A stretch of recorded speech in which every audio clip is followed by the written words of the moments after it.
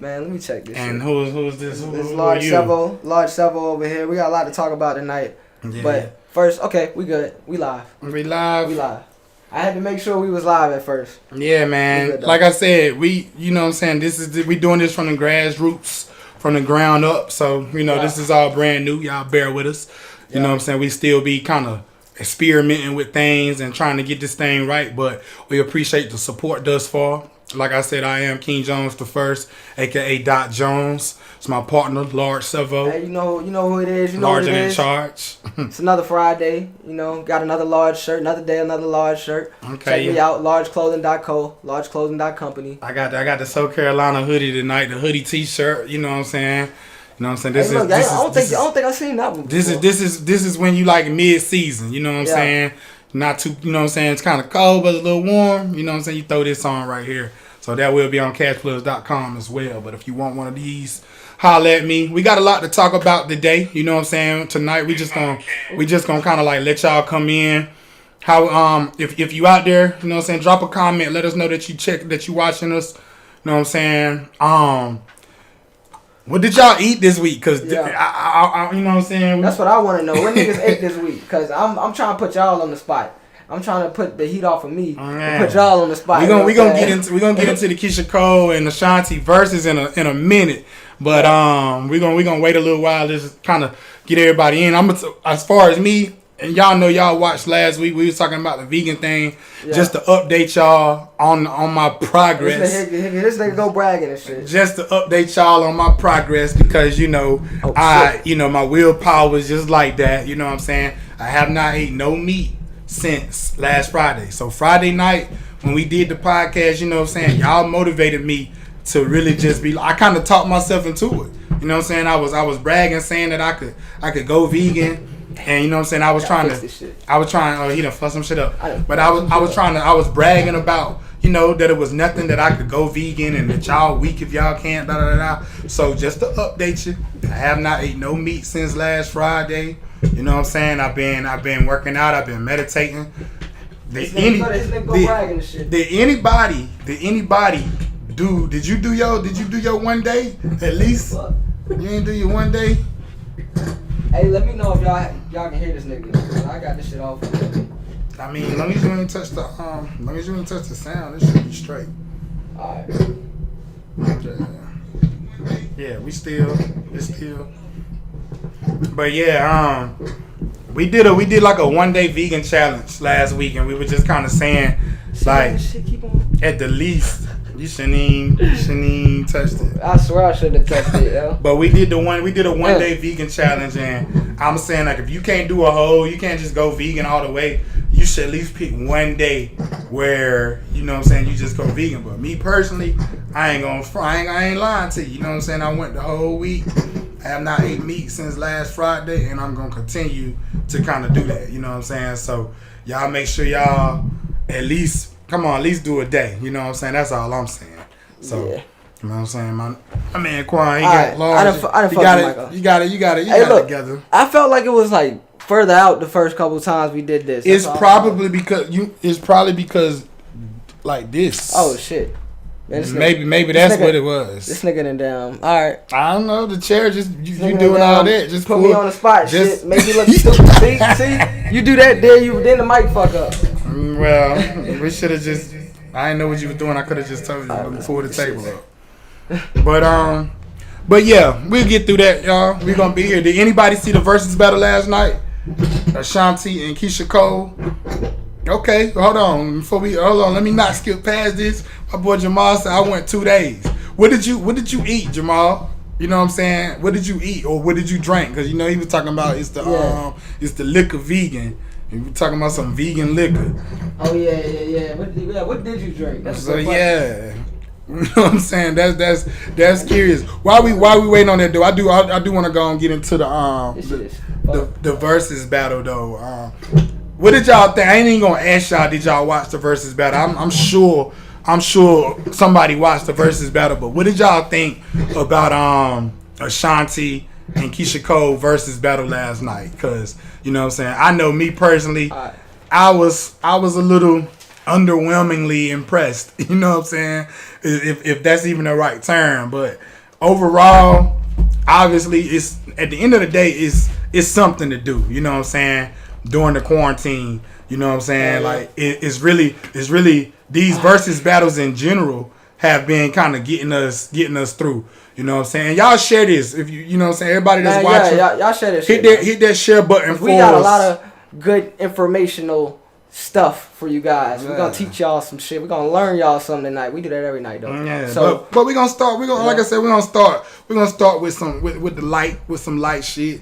Jamal said, I gotta be careful with this bitch now. Please, she fragile. Please, gentle. Bro, I'm saying like we done already wasted half the episode. Fucking around. Jamal said, I tried to keep talking, just keep it going while you was doing this. All good. Yeah. Jamal said he just blended some fruits and vegetables, and really like that's the easiest thing to do. Like you don't got to get all that vegan substitute shit when you trying to eat eat healthy. You don't need vegan patties or you know what I'm saying, vegan this, vegan that. Just eat some good old fruits and veggies. But drink some water. You know, water's vegan. The verses. A lot of niggas don't know that. A lot of niggas put meat in their water. the verses though, large. Let's kind of who do y'all think won first of all, Ashanti or Keyshia Cole? And I don't know if you know what I'm saying. Did you, according to what you saw on the internet, who did it look like won? Snippets and snappets. You know, I watched the highlights. You know? Yeah. But cause that shit was like 3.5 hours. Not about to waste 3.5 hours of my life. That shit 4 hours of my life watching Keyshia Cole. I kind of hated on secondary. Like, so pretty much, but shout out to the people that did though. No hating to y'all. You know, I was doing some other stuff. So I caught the highlights. Jamal said Ja Rule. I pretty much Ja Rule. How many songs did she play with that was Ja Rule features? Maybe or Ja Rule songs. A few. You know what I'm saying? A few. I ain't write the songs down. This is my little tally right there. Round one, but like, round cause two. I felt like that was one of my concerns going in was that because Ja Rule was such a big part of her career and like, but they made a lot of hits together. So I'm just wondering, like, out of all her songs that she played, all her hits, how many would be Ja Rule hits? She ain't. It wasn't a whole lot of Ja Rule. Like some people would probably assume.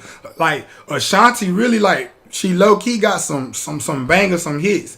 But me personally, I'm gonna give kind of my rundown on it. I feel like so first of all, they was late as hell. They I heard that the shit started at 8:00, which I didn't expect them. I didn't expect them to be right there at 8:00 or whatever. But I also didn't expect that shit to start at 9:30. Like they didn't get there. I think Ashanti sat down at like 9:15 or something like that. And then it was even more awkward because it was Ashanti just sitting there by herself for like 30 minutes. You know what I'm saying? Waiting on Keyshia Cole. And when Keyshia Cole finally got there, Keyshia Cole pulled up with an attitude. Her energy was just bad. Like she was mad. Which I will say this, her DJ came out today and said that Keyshia was there on time. Cause at 8:00? Yeah, they said Keyshia. What was they doing? She was pre-gaming? Nah, they said that she was mad because she could the internet was fucking up. She couldn't hear the shit like she wanted to hear. They couldn't hear each other. It was a lot of technical difficulties or whatever the case may be. Oh yeah, that bitch got that. She got that CenturyLink. Yeah, she got that Boost Mobile. She got that HughesNet. She was trying to go off that satellite, that bullshit. Oh my god. Hey yo. Like this motherfucking post if you got CenturyLink or HughesNet because I don't even know how you watching this shit right now. So share this post, share this live if you got CenturyLink or HughesNet because I just want to test to make sure your internet works. but nah. So in hindsight, that's one thing, but that's just how it looked. She was late. You know what I'm saying? We don't know what was going on behind the scenes. All we know is she didn't get up there until like 9:30, and she had an attitude. Then she kept getting up. She kept getting up while Ashanti was going. You know what I'm saying? Like every time Ashanti would play a song, Keyshia Cole would run, would go away and come back. And then it seemed like throughout the night, her whole personality, her mood was changing. A lot of rumors was going around saying, is she on drugs? I mean, clearly she was drinking. You know what I'm saying? Ain't nothing wrong with it. They had the Ciroc out there. You know what I'm saying? Do y'all think? I mean, I don't do them drugs like this. So I don't know what they look like. But a lot of people were saying it looked like Ashanti. You ain't never did no drugs? Nah, hell no cocaine, popping pills and shit. I'm just saying, college days is weird. I ain't gonna judge you. Oh no, I mean, I took a bump to the gums one time before, bro.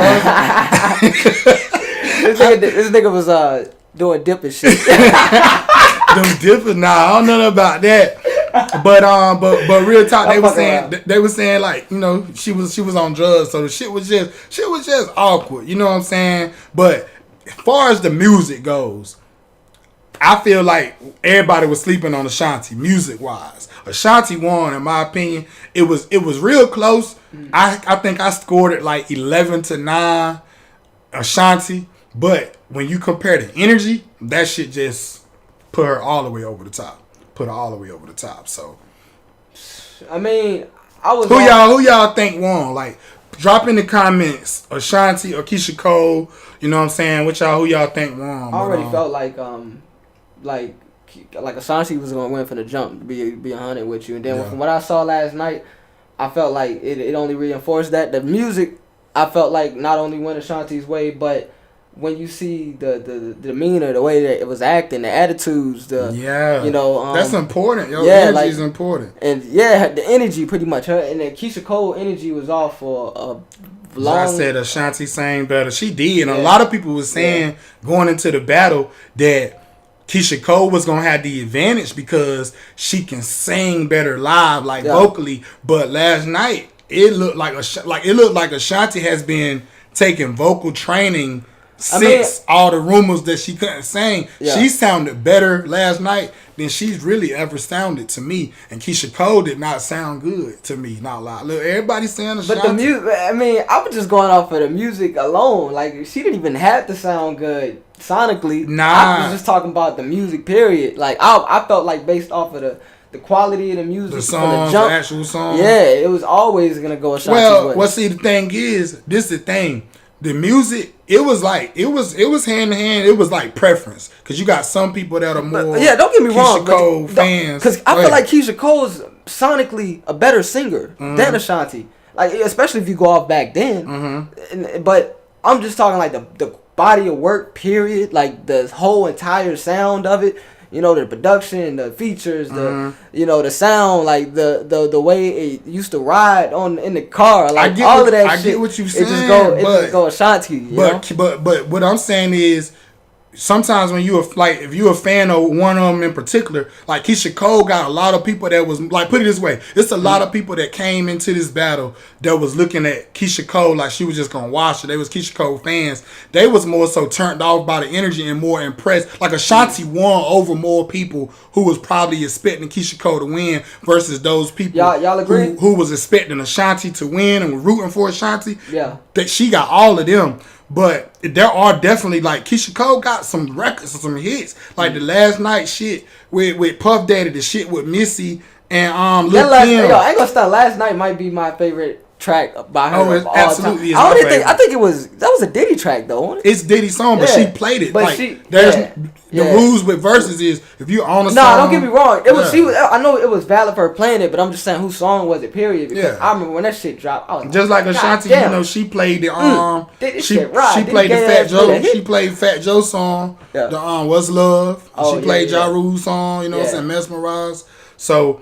I just feel like more like Ashanti surprised more people last night, and Keyshia Cole kind of like turned people off and made people feel like, okay, like her energy bad. But going into the battle, it was definitely not like a overwhelming, like everybody just thought Ashanti would win. It was like kind of 50-50, and if anything, from what I felt saw, like most people thought Ashanti would win. Nah. I mean, I ain't gonna say it was like a wide margin, bro. But like 60-40 or some shit like that. 70-30 at the most. No, listen. I do like polls. Like when every time they having a versus battle, I always put it up and I be like, who y'all got? And especially like black women, you're a dude. I'm telling you, like black females, they relate to that Keyshia Cole shit. They relate to that Mary J. Blige shit. Yeah. That I'm mad. That's that shit. That heartbreak. That's the music we grew up on. But both of them, I'm saying, but I should have cheated. But I'm telling you, bro, most people, I ain't gonna say most, but more people were saying Keyshia Cole.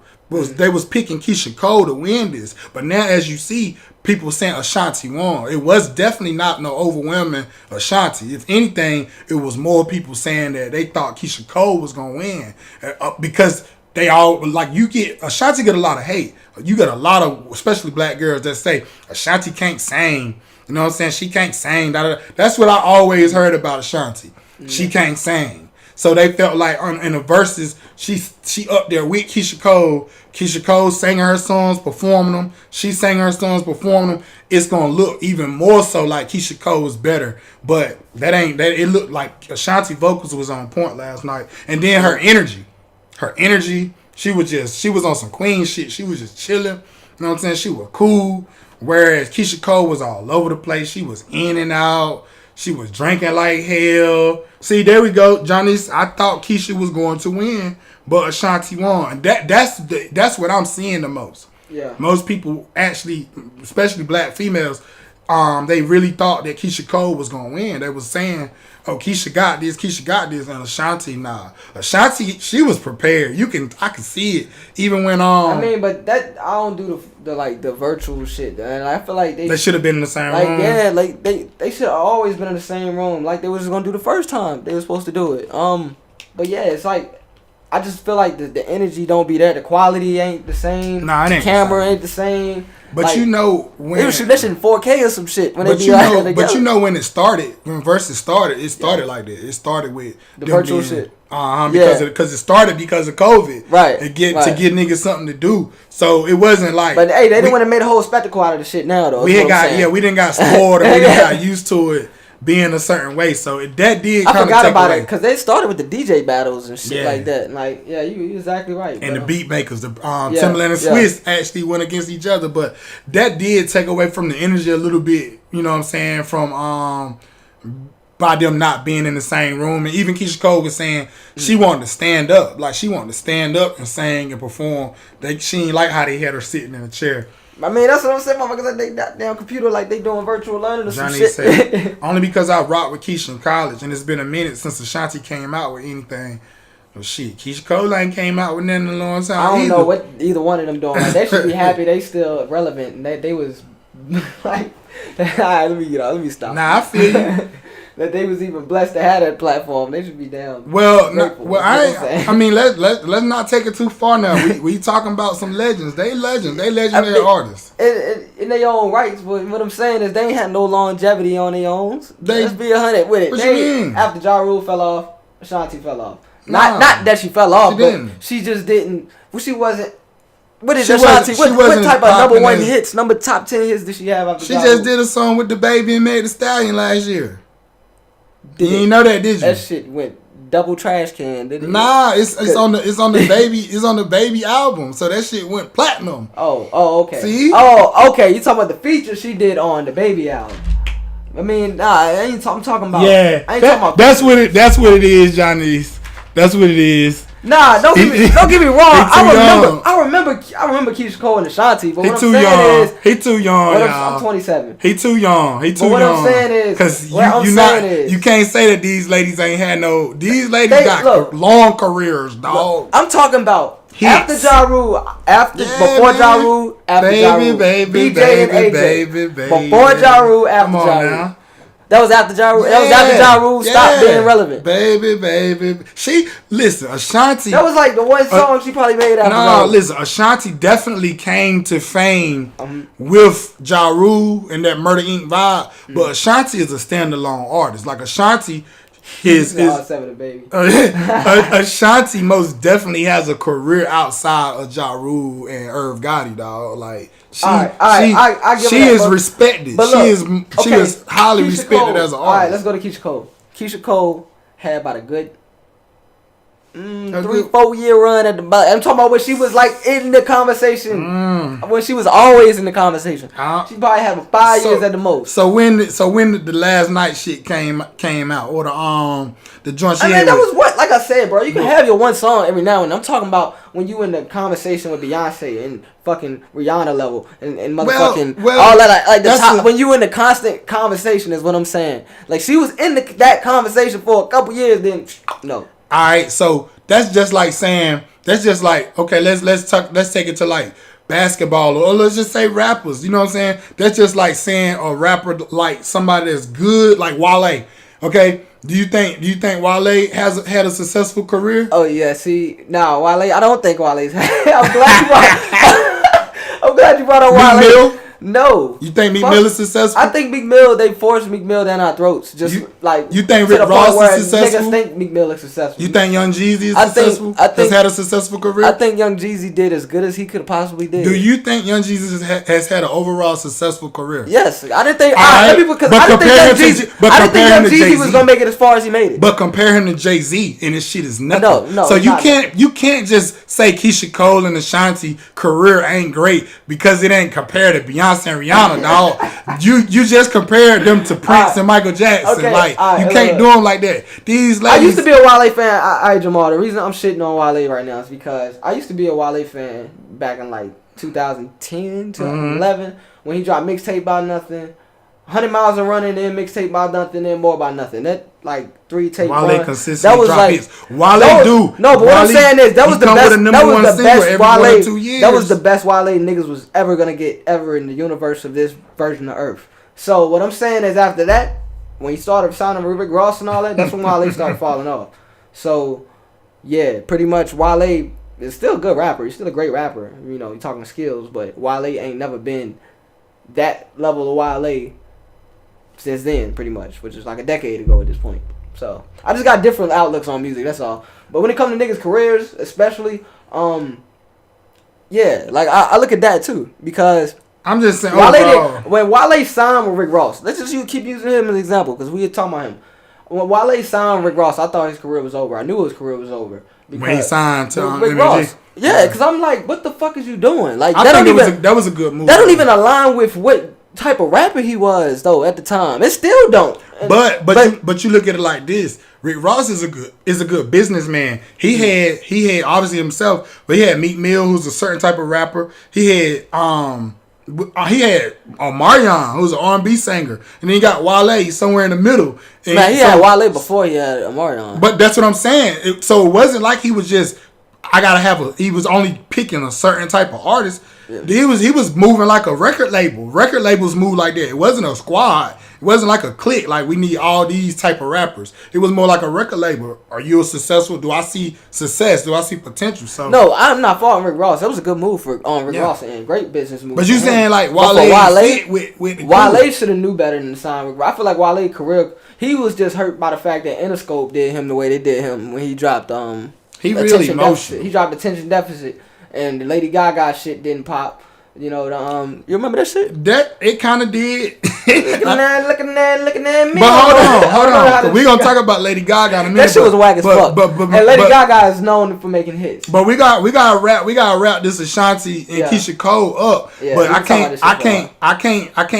can't let us wrap this up without letting it go out like that. We not gonna say that these ladies ain't have good careers. Okay, all right. They had good careers for what they did as best as they could have possibly. Let me say the same thing as Jeezy. They did as best they could have possibly did for who they was. Last night shows you. Everybody can't be Beyonce. Last night shows you what type of career they had because they was even able to do that. Yeah. Like there's a lot of artists that can't get up there and play 20 songs. And I'm not saying I knew every single one, but for the most part, most of them songs I knew. And I'm sure y'all watching, y'all probably knew all the songs. You know what I'm saying? But it's people that probably knew all the songs. But we can get off of that. You know what I'm saying?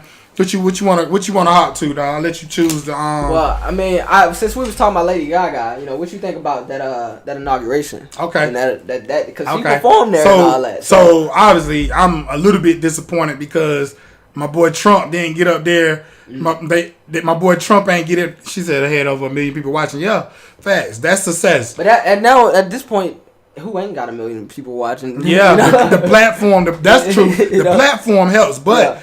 All the verses ain't had that many. So. Nah, but it started. Like I said, it started like it went exponential. Like I feel like it started off at like 100,000. Well, 100,000 was a lot when the niggas was DJ. Yeah, the DJ niggas was doing it. Just to reach 100K, yeah, that was big. And then after that was like 200-300K once the DJ battles, not the DJ, the beatmaker battles started. Then once the artist started, you start seeing this shit 400-500K.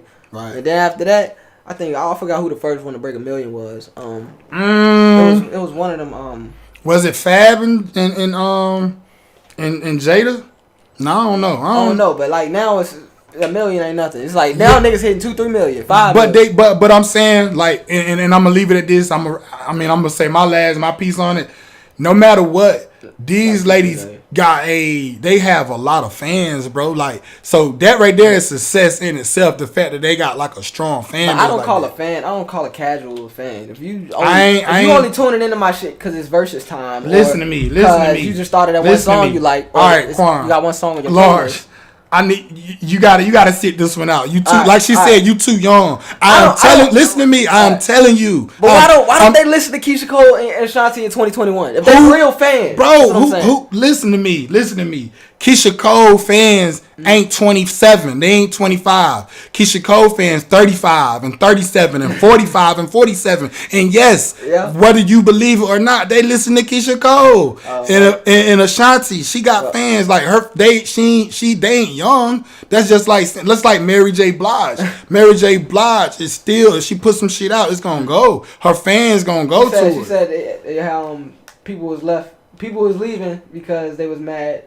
They were late, and it was a Thursday. See, Johnny said I got them on Apple Music, and if you want to tell your age, Johnny, you can. But I'm telling you, speaking from a perspective of, are they currently relevant? Are they popping right now? No, they not. But that don't mean that they don't have a built-in fan base, bro. Like, that's just like even some of the older, like them rock bands and shit like that. Man, I listen to like they ain't on the radio. I listen to house music and 70s soul, R&B and shit nowadays. Like, that's literally all I listen to, and a little bit of leisure rap, lifestyle rap, as my nigga Dom would say, like Larry June, Currency, Dom Kennedy. Shit like that. So I'm not looking at all. Yeah, and I can tell you this. I promise you, Ashanti and Keyshia Cole got more fans than Dom Kennedy. And more fans than Currency. Yeah. So what you label as success is not like. First of all, them niggas is successful because they independent. They never signed. They never signed to majors and let the labels rate them and shit like that. We ain't finna do that. We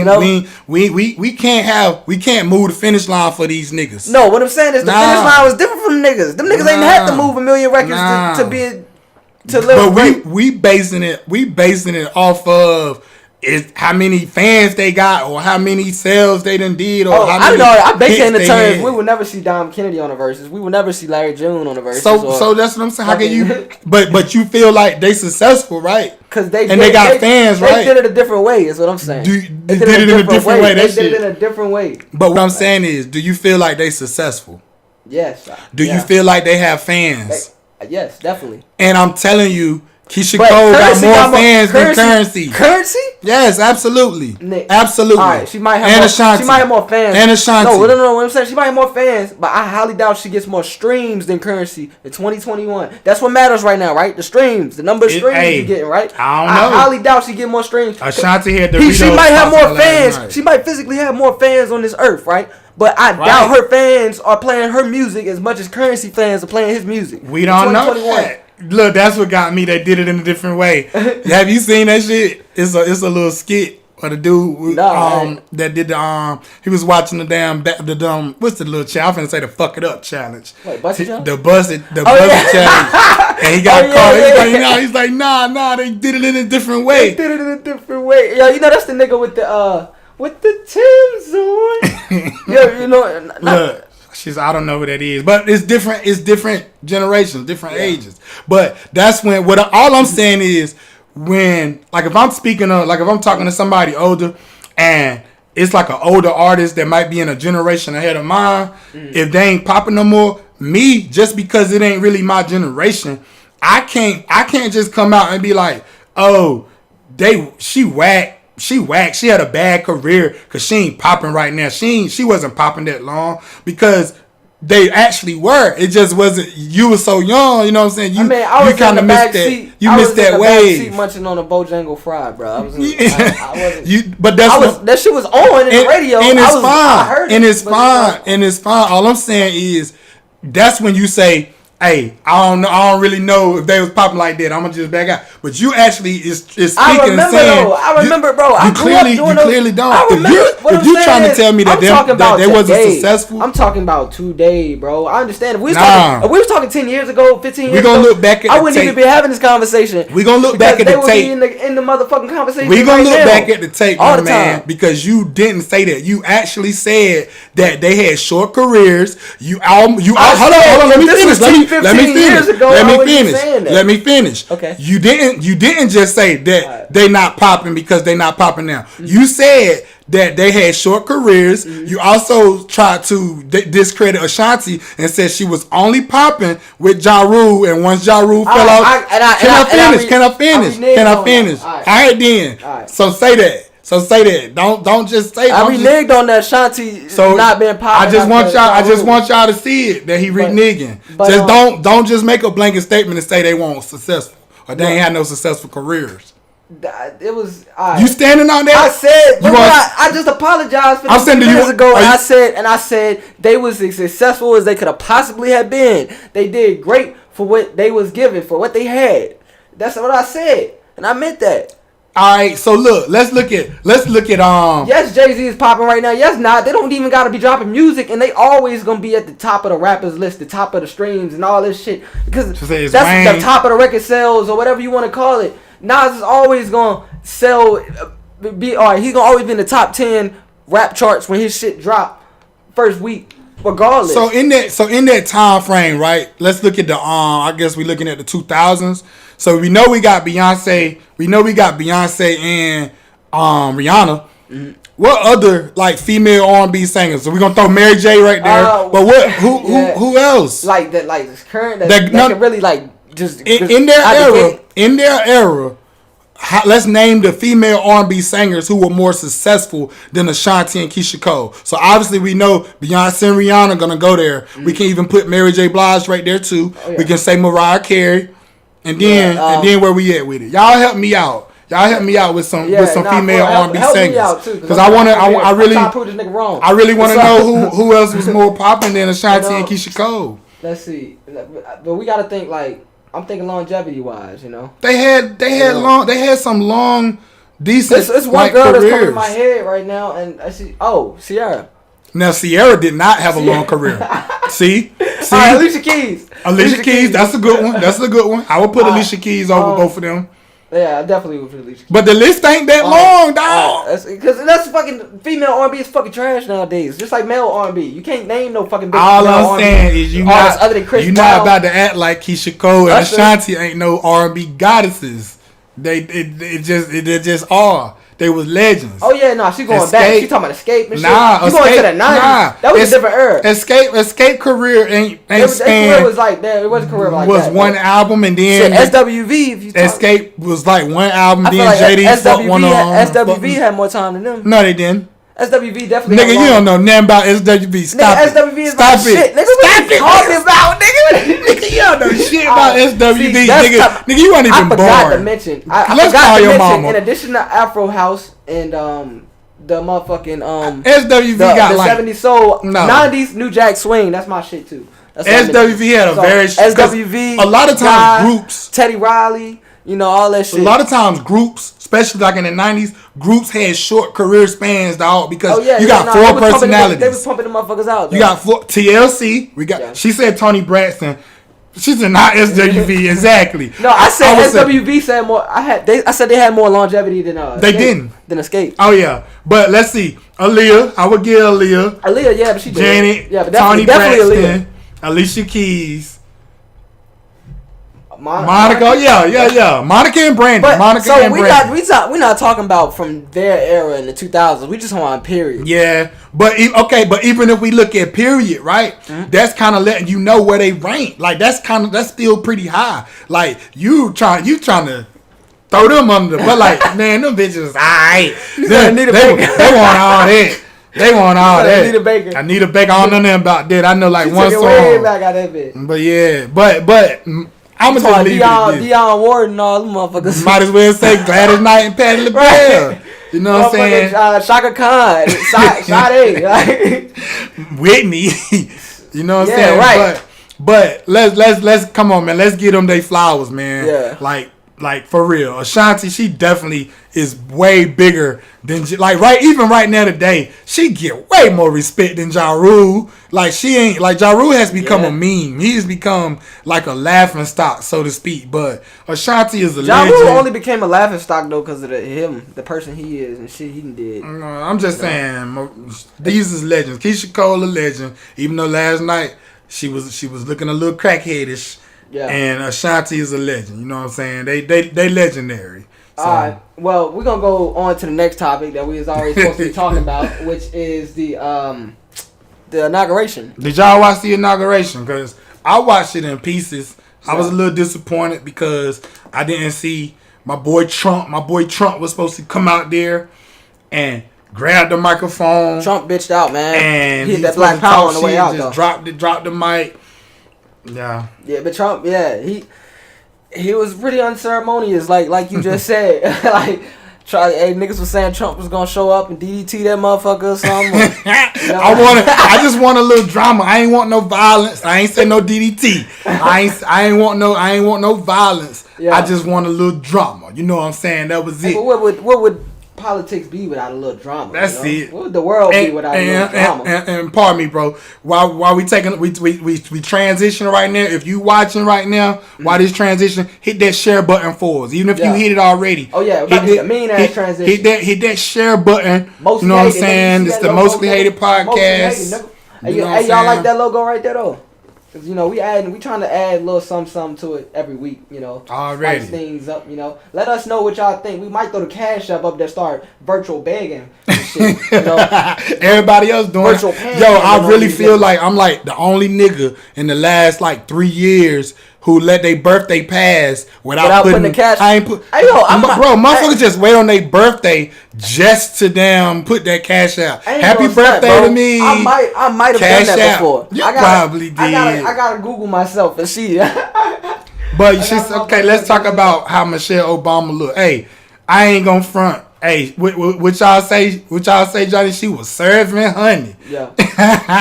She was serving. I ain't gonna lie. Who, Ashanti? No, but we off her. We off Michelle Obama. Shit. Don't you start. My bad. Shit. Michelle Obama. I don't think about Michelle that way. Michelle Obama was serving that black girl. I look at Michelle that black girl magic. I look at Michelle like a big brother or some shit. Yo, hey.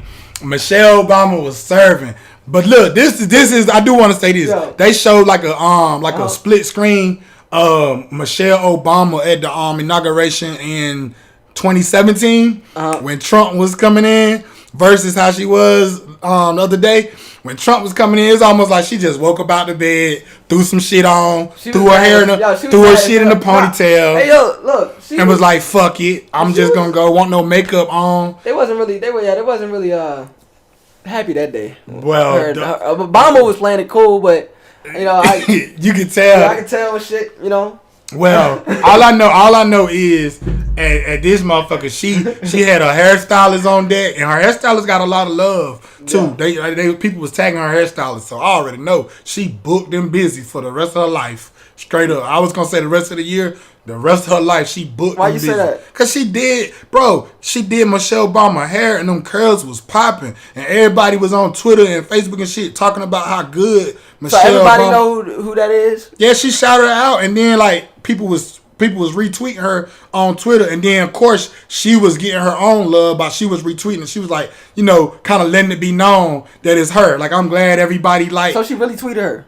No. Michelle didn't tweet her. I'm saying the girl who did the hair, she was on her Twitter hyping it up. Like, I'm glad everybody liked the hair. We had to do this and we did that. Like, kind of so like. She got hella retweets off just hell yeah. throwing her own name in the conversation. Hell yeah. She could have been lying. She's I want my hair done by that lady. Nah. Hey, she could have been lying. She could have been, but it was some she apparently she is Cause you know somebody like Michelle Obama, she ain't just picking random people. Apparently, this is the same woman that's been doing her hair since like president days. And shit? This is on her team. This is her team. Oh, all right. This her team. Well, shit, y'all niggas ain't gonna get dope. Shit, y'all better good luck with that. Yeah, it's probably over for you. She probably don't do nobody else's hair but Michelle. Hey, yo, look, she on one head the rest of her life. She at home right now studying that head, trying to make sure next time that head come sit up in her chair, she got something for her. She did not think about your head, okay? But let's give Barack some love too, cause just overall, yo, like I love how they look. Like it's like you at this big event.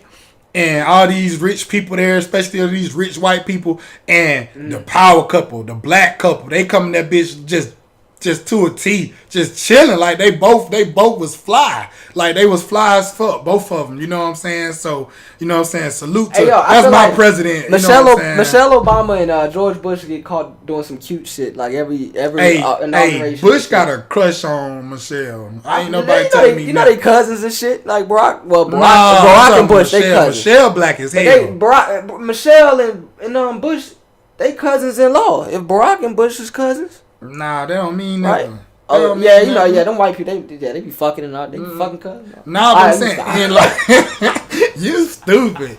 I'm just saying. Black people do it too. Bush love him some Michelle. You know what I'm saying? Bush love. I saw caught Bill Clinton. Bill Clinton was asleep. I don't know. You know what I'm saying? I guess he over these shits. Yeah. Bill Clinton, yo, he done been to like 20.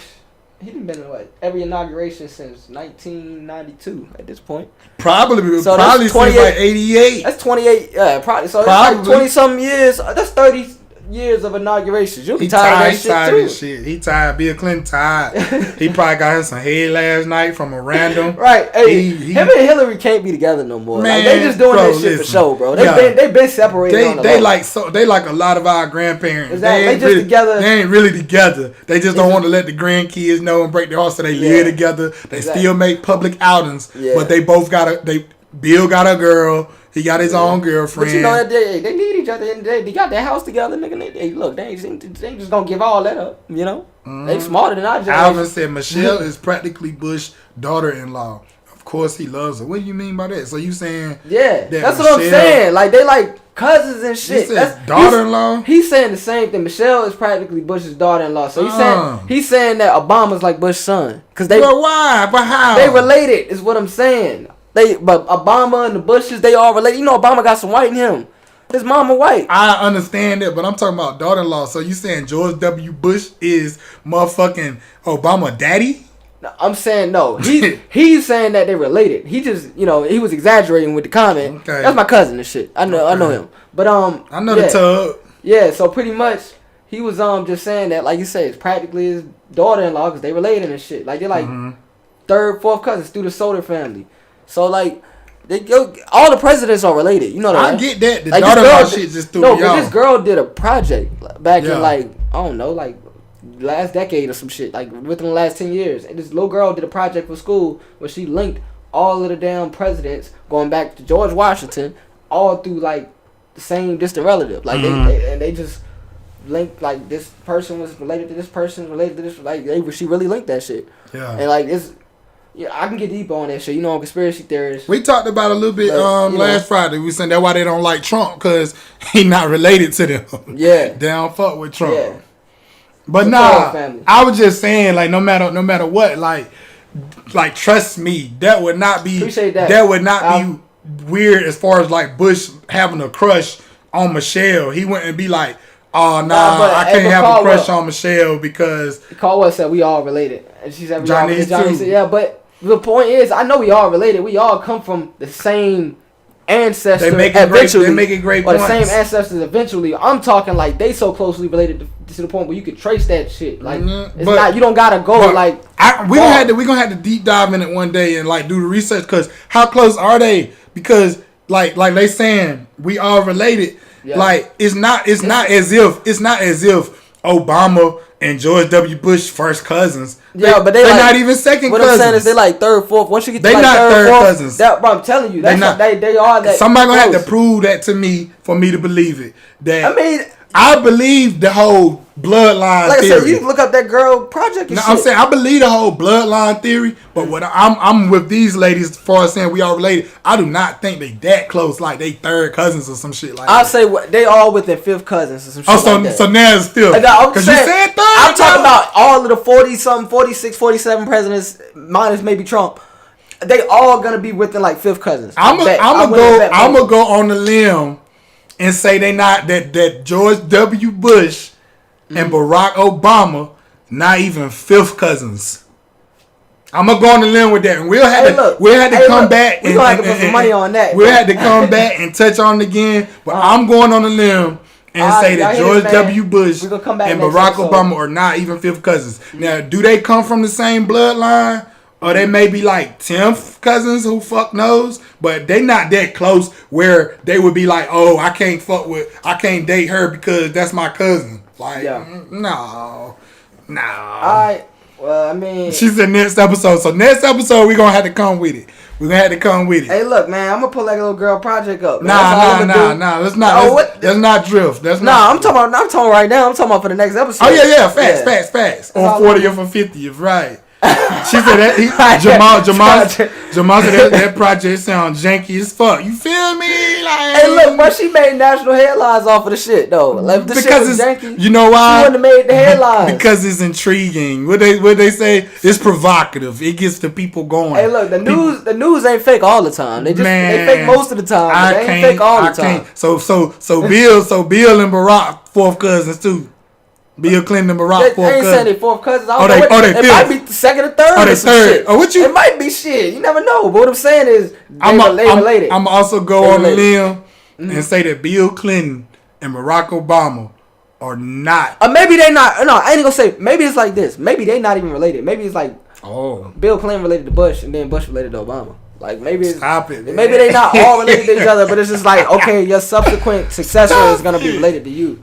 Stop it. Like I said, that's just literally a theory in my head. I ain't did the research yet. I give it to the bloodline theory. Hey, I said everything ain't. Jamal said niggas saw Bigfoot, man. Everything you see in the news ain't fake. Some of the shit, most of the shit you can't just pick and choose. I guess that's how it works. You just but I'm saying most of the shit what is you fake. Believe. Most of the shit is fake. But I'm saying that's something that I'm talking about like the sensationalist headlines and shit, like the I just don't believe they related like that. But yeah, I don't believe that. Niggas talking about the weather and shit like that. That might be true. Obviously, you can go outside and feel that. But you gotta use deductive reasoning or something like that. That's what they say. But the highlight of the inauguration, I thought that Trump was gonna steal the show. You know who really stole the show? Bernie fucking Sanders. Oh yeah, that nigga was the meme of the year. Bernie Sanders stole the show. That nigga was chilling, bro. Cold chilling. Yo. Let's do the Bernie. You gotta do it because we gonna screenshot. This gonna probably be a screenshot or something like that. So what? That nigga. How was he shrugged? He was cold. He was mad cold. Yeah, the nigga had damn. Yeah, we gonna take this and make this like the cover photo for the YouTube and shit. Yeah. But yeah, Bernie Sanders definitely stole the show. I done seen that shit, literally, no exaggeration, on at least 50 different memes, maybe like 100. I mean, I'm really just folding my arms. I ain't even trying to copy this nigga no more. But yeah, the point I'm making is like, yeah, that nigga really like. Yeah. I seen that nigga on. You seen that shit nigga on the subway, the MTA in New York and all that. Bro, I seen him on the shit with Chris Tucker. Like the damn. Oh yeah, that was funny. But I think the funniest one was when this nigga was. I don't know if you seen the joint, but they photoshopped him in the octagon on some MMA shit. He got the nigga in the fucking. He got the nigga in the goddamn hole. Got his arm in the fucking. I don't know what you call it, arm bar, whatever the fuck. But yeah, that nigga. Yeah, that shit was like. Jamal said too short and Bush with Bill half cause they little. Chill out, not half. But yo, shout out to Bernie though. Hold on, first of all, I gotta say. He looking. He had the paper in his hand and shit. Like he really looked. Yo, he dropped that paper. That was like his gift for some shit. Well, he looked to me like he had somewhere else to go. Like he was just on some shit. Like I'ma just pull up. Sliding through. I'ma slide through Joe's thing real quick That's what they said on Twitter. I'm a leave. Hey, niggas throw that on Twitter. I'm a leave, but I'm a slide through. I mean, but the other thing, what I was gonna say, he making merch from the shit, bruh. Did you see that? He making merch? I saw that on Twitter too. So he dropped his own. I know other niggas can drop their own merch, but yeah, like he doing it. It's on his official website, the official Bernie Sanders. Well, that's website. how you capitalize, y'all. If you an old ass white man and you don't really know how to make money no more, but you also ran for president a couple times, so you already got a lot of money. Just capitalize off the memes, y'all. Hey, I salute him. I ain't even gonna throw shots. I'm saluting him because if he didn't do it, some nigga was gonna do it. Don't get me wrong. Hell yeah, some nigga still doing it. Some nigga was finna do it. But what I'm saying is, let that old white man get his money. Hell yeah. The old white man deserve money too. They ain't got enough money. They need money too. Somebody said they had him in a picture at Geo. Bro, like I said, I seen this gift of that nigga on the MTA subway New York. Just with the damn, it was like the shit, lights was flickering and shit. This nigga was really sitting there pissed off on the fucking train. This shit was nice, yo. It was nice looking. Yeah. Like, they good. But yeah, what's your favorite Bernie Sanders meme? I know Johnny said they got him on the picture at G-Ho and shit. But yeah. What else we working with? Cause I need to look all these up. I'm gonna look all these up after. I ain't even posting none. I just can't keep up with them. I'm enjoying them. If you go to the Shade Room posting like every last one of them as they pop up basically. But my biggest intake from this is the fact that he damn made the merch. I just think that was a real power move. That was a real, like, you know how they always be like Bernie for the black people. That was some nigga shit right there. Hey, that money ain't going to niggas though. No, see, listen, you throwing shots at Bernie. What I'm saying is, that was some nigga shit. A nigga would do that. Yeah, nigga would. Is what I'm saying. Yeah. So that's some real nigga shit. Like, just because he white don't mean he can't. Gotta be stupid to not do. That's what I'm saying. So don't throw shots because he trying to get his bread. Let that man get his bread too. Yeah. Because if it was a black man, they would have did the same shit. Niggas be like, that nigga smart. That nigga hustler, bruh. That nigga hustler. That nigga real. Alright. Someone said they got a picture in downtown Warrenton on the bench in front of the courthouse. Y'all niggas funny, man. But yeah, I feel you on that though. I really, the power one. I really just I was tight when Bernie lost, man. So so you fucked with Bernie? I've been tight. No, I fucked with Bernie. I don't fuck with nobody. Fuck with him. I don't fuck with nobody, you know. But yeah, pretty much nowadays.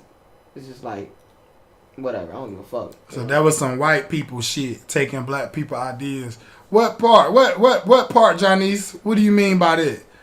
Taking black people ideas. Like, that's his face. Right. Black people, if you saying because black people put him on a meme and he put it on a shirt, nigga, that's his face. He have every right. We definitely can't criticize that man for putting his own picture on a shirt, because it's him. Yeah, I mean, like I said, I agree with that 100%. I was just Alvin said you can either cry about. But no, I was going off of Johnny's comment. She said that was some white people shit, taking black people ideas as if because black people. But I think memes. What she was saying, black people got to, like, if black people would have never made memes about it, it would have never even. But what I'm saying is, for this particular case, we can't say that. Yeah, because that's him. That's him. Yeah, exactly. So I would never say any nigga in his position that makes a meme out of or makes a merch out of niggas memeing him like that is a smart nigga. Regardless whether you're an old man or a nigga, you a smart nigga, and I'm applaud you 100% of the time. Josh said he better hustle up my 2K. Now he ain't got nothing to do with that. I feel like if he did, we'd have had that shit. Yeah, Bernie was gonna give us the whole fucking kitchen sink. That's what I'm saying, niggas. After niggas shafted him, the DNC shafted him in 2016. That's when I stopped fucking with the Democrat Party. I already stopped fucking with him. But look at that comment. Hold on, I gotta read his first one first. He said you can either cry about people teasing you, or you can make bread from it. That was a boss move. Yeah. And then he says, man, I wish Nate Robinson would have did the same thing after that fight. He would have sold a ton of mattresses and melatonin gummies and shit. For real though. He really they talking about Nate Robinson done changed his phone number. For real? Ain't nobody heard from him. He probably so embarrassed. You just gotta suck that shit up. Like, fuck it, I got knocked out. Bruh, he definitely could have been like on the mattress commercial. Let me make fun of that shit. Use it. For real. Make fun of that shit. Yo, Mattress Firm could have had that nigga as like a motherfucking spokesman, yo. For real. I feel like Mattress. I don't think I ever had this. Bro, you want to know what's Mattress Firm is a money laundering operation, bro. Ain't no reason why all the mattress stores. It's a mattress store in every goddamn corner in America. Ain't no niggas buying them many mattresses. You know what that nigga should have did? That nigga should have made a little quick gaming app. Yeah. Call that bitch Nate Robinson Punch Out, like Mike Tyson Punch Out. Call that bitch Nate Robinson Punch Out. He looked like a little Mike Tyson anyway, and just make himself a boxer. But so every time he get knocked out, though. Whenever you get knocked out, like if you gotta play as Nate Robinson, it's the same pose every time. You just everybody else got something different. Yeah. For real. That nigga, Nate, if you listening, make an app, nigga, Nate Robinson Knockout. Nigga got a nigga froze up. Yeah. You can't get knocked out no other way. Matter of fact, you get knocked out, that actual picture just come up. It's just him getting knocked out. Yo, you funny as hell, bro. For real. Oh, man. See, we dropping free games. Y'all can make, if you know how to develop video games, you better make that shit. I was saying that can lead us into what we was gonna talk about Joe Biden. Who riding with Biden? You know what I'm saying? Who the hell riding? Who riding with Biden? See the name of the episode. Right now we looking forward to this Biden regime to give us this 2K. You know what I'm saying? Some people are saying, "What my 14?" That's what niggas saying. What my 14? Because they already got the 6. I ain't get shit. Niggas got 6, but I ain't get shit. Hold on. Look, we did this last time. It's like we always get 100 messages right when we at the hour mark. We'll take this time to say we appreciate everybody that's tuned in tonight. This is the Mostly Hated Podcast. If you just tuned in, we're on episode 3. We're about to transition into a new topic. If you still watching, you still rocking with us, hit that share button. Hit that share button one time. And if you don't want all this shit on your timeline, you can delete it when it's done. Delete the shares if you shared already. And like it too. Hit that share button. Smash that share button wherever it is on your screen. But yeah, so Joe Biden. And I'll say this to lead it off, and I'll throw it to you. But I feel like people are just assuming that because we got a new president that things are just gonna drastically change, and he really about to make the country better, and this and that is about to happen. I personally feel like ain't too much gonna fucking change. Like, you know what I'm saying? Like, for one, obviously, like it's more important that the Democrats have power of the House. Yeah. But with that being said, I feel like Joe Biden, I ain't got that much confidence in Joe Biden. To me, Joe Biden, and I don't know if I can say something like this and say no offense, but he just don't seem like the brightest dude to me. He don't seem like he got like dementia or some shit. That's what I was about to say. Don't seem like the healthiest mentally. And he like little kids. He had like 3 brains. He touched little kids, man. I just don't. He's a motherfucking perv, okay? And I don't care if you voted for him. I ain't saying you a perv by voting for him, but you need to know who the fuck you voted for. And look, Alvin got a point too. He said, do y'all remember that Zoom call when he told all them black folks that they can't make executive orders and then turn around to drop 17 of them? And how about this? He told them niggas he couldn't make executive orders. That's what he lied. Told them niggas. I ain't looking to it like that. Well, hey, cuz you gotta drop the link on that one, cause I ain't heard that. I heard about the Zoom call where he told niggas he wasn't doing shit. He was like, look.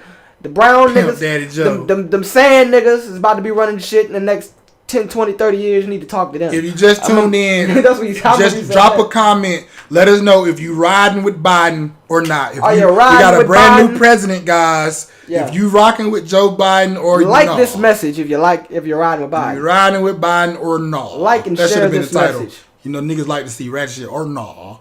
Or no. Or no. But hold on, Johnny said, I don't ride with no one. Middle class always gets left out. I'm tired of paying all these taxes. Fuck them all. But I'm here for the history being made with the VP. We can't take a moment and shout out the is she black? No. Man, she whatever the fuck you want to call. One day she Indian, one day she black, one day she a Tupac fan, one day she wear Chuck. I just know when wasn't she like the governor or was she the mayor? She was the lead lock a nigga up Bacater in California. Well, whatever her title was, I just remember them saying she was the first Indian. She was the top attorney general. Well, she was the first. I just remember them saying she was prosecutor the first, or something. Well, she was the first Indian prosecutor. They never say she was the first black. So now she black. Though. Yeah, now that's what I'm saying. One day she Indian, the next day she black, then the next day but she shout Indian out to her black. though. She colored. You know, she got a white husband, so she a minority. She get the best of both worlds. She rock chucks. She like Neapolitan ice cream, Neapolitan ice cream. Someone said she was Asian. Yeah, Indian, Asian. She ain't like Chinese. Indians are technically Asians. Right? India is an Asian. Yeah. So I really said Neapolitan. Neapolitan. Ain't that how you say the ice cream? Neapolitan. I used to just be like, I want the rainbow. bring back the rainbow ice cream, mama. But to be honest, I ain't fuck with none of that. I ain't fuck with the rainbow ice cream. I'm a vanilla nigga. Hey, how you say quinoa? How you pronounce that? You talking about quinoa? Oh, that. Yeah, nigga. I don't know what you talking about. Quinoa, the fuck. But yeah, she is a colored woman. We never had a woman as VP, so you know what I'm saying. Salute to her for that. You know what I'm saying. Yeah. That she did make history regardless, but I don't like the black thing. You know what I'm saying. I feel like she trying to. I don't know. I feel like. It ain't just her though. I feel like the whole country, everybody riding black right now. Like we was talking about this, like there's a lot of movies that's coming out. They just putting a lot of black actors in it, and because they know that niggas is gonna go fuck with the movie because the black actors in it. But truth be told, the movies be trash. Like which movie? Soul.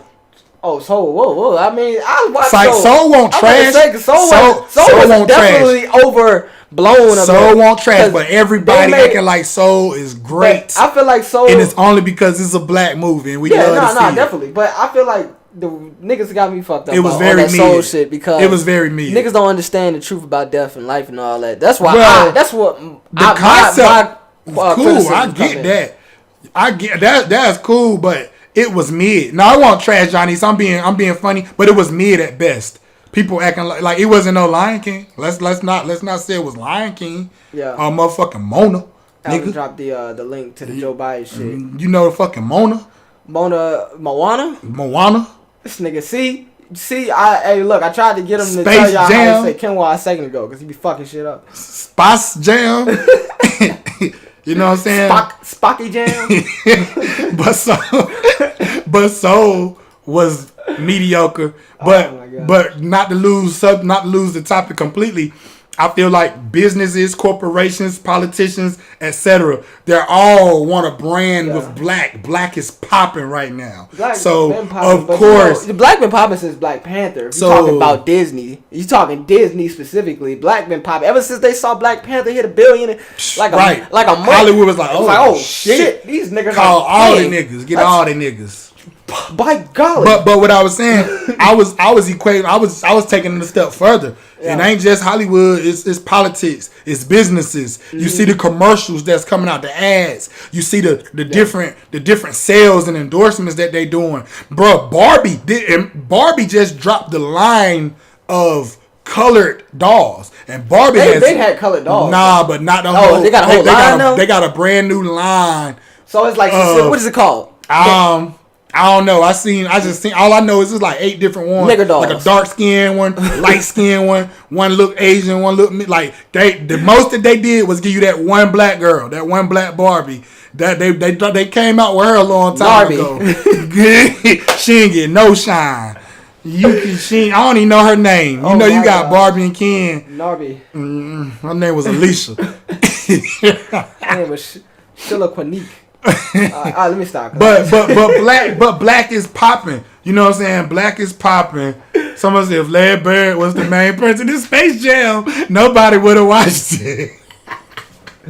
That's a fact, bro. They needed Michael Jordan to pop that shit. Larry Bird wasn't even. He was out the league at that point, wasn't he? But he could have still been in the joint. They could have. Come on, man. We talking about the top. You gonna put the top NBA player in a movie like that? And for at the time, and it was Michael Jordan, no brainer, who was the biggest NBA player.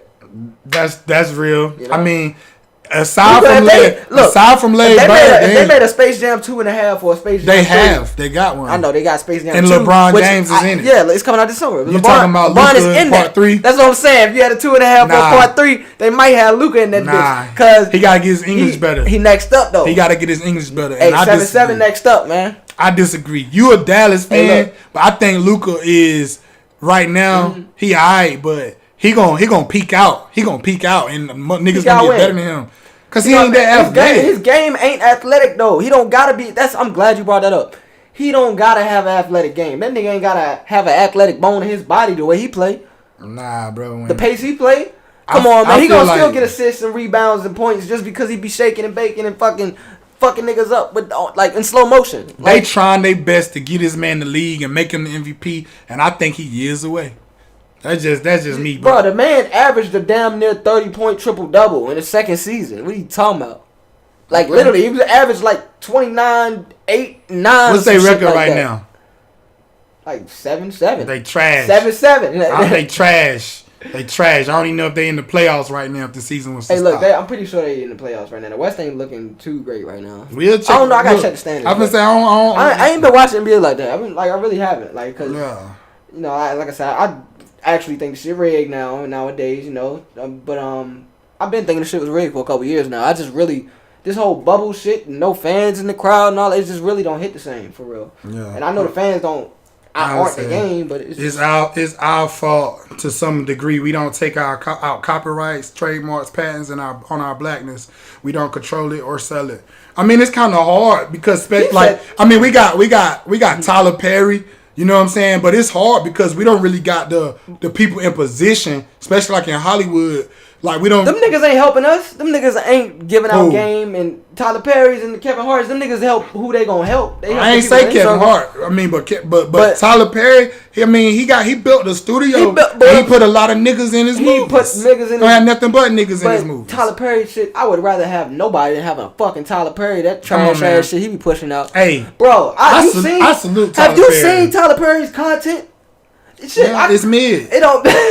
Absolutely. I would rather have nobody representing us than have that motherfucker, that transsexual ass nigga. I don't have no problem with it because for one, no matter what, this nigga creating millions and millions of dollars, and he generating so many jobs for niggas, dog. Like, no matter what the content is, he is creating so many opportunities and jobs for Negroes, dog. And he said it best. I don't know if you watch Black as Fuck. But it's an episode of Black as Fuck. Is that the Kenya Barris shit? That's the dude who made Blackish. Yeah, I don't like him either.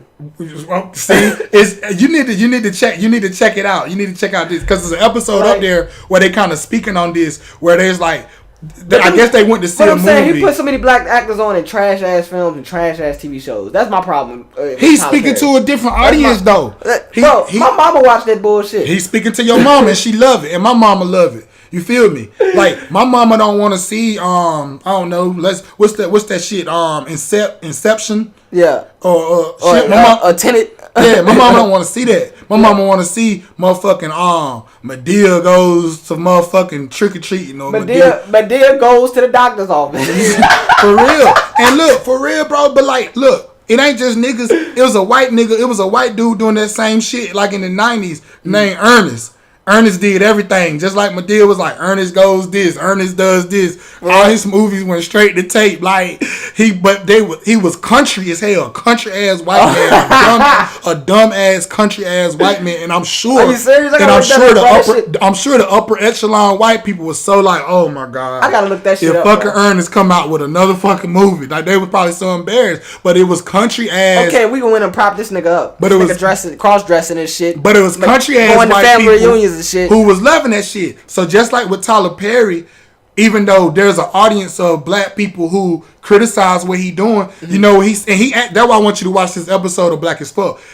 Kenya Barris asked him, he was like, what do you say to the critics or the people, the Rotten Tomatoes? They give you 50% or 40%. He said, fuck them people. Straight up like that. He said, fuck them people. I don't give a fuck what them people think. Them old ass white men and shit. He said, because they don't understand our dialect. They don't understand our culture. They don't understand our comedy. But our people, them country, where we from the country, we from the South, them motherfucking people that used to go to them Tyler Perry plays and just be drunk and lit, they like that shit. The plays was better than, once he started making the movies, that's when he started falling off. No, he stayed in his lane. He got bigger and bigger throughout the years. Bro. Tyler Perry is still getting bigger in my opinion. They got a whole fucking movie Tyler studio. Perry make videos for the stereotypical black church lady. His stuff may be bullshit, but it's feeding a lot of black people. You gotta break some eggs to make an omelet. That's all I'm saying. Like, that's his audience. He played to his audience. Everybody ain't in it to be like, let me see if I can cross over and get these white people to fuck with me or get these young, educated black people to fuck with me. He got his audience. He built this fan base, and he get them what the fuck they want. It's just like the music, just like the artists. I just said the plays. I stopped believing in the Christian Think Like God a Man was not when trash. I was like 15 years old. So that part never really fazed me. After a certain point, but what Ernest go to jail. Yeah, niggas love Ernest go to jail. I'm gonna have to look up that shit. Yeah, Ernest go to jail sound like Ernest was that motherfucker.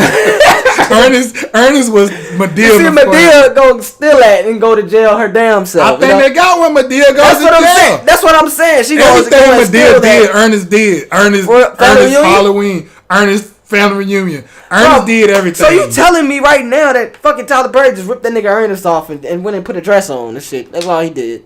Hey man, and become everybody's grandma and shit. That ain't what I'm saying. And that's what I was gonna say. At least the only thing I ain't like about the fucking plays, the Madea plays, was the fucking singing, the gospel. That's why I was getting into the Christian shit, because it didn't faze me. But the acting and the actual quality and the content of the plays, that was better than the movies.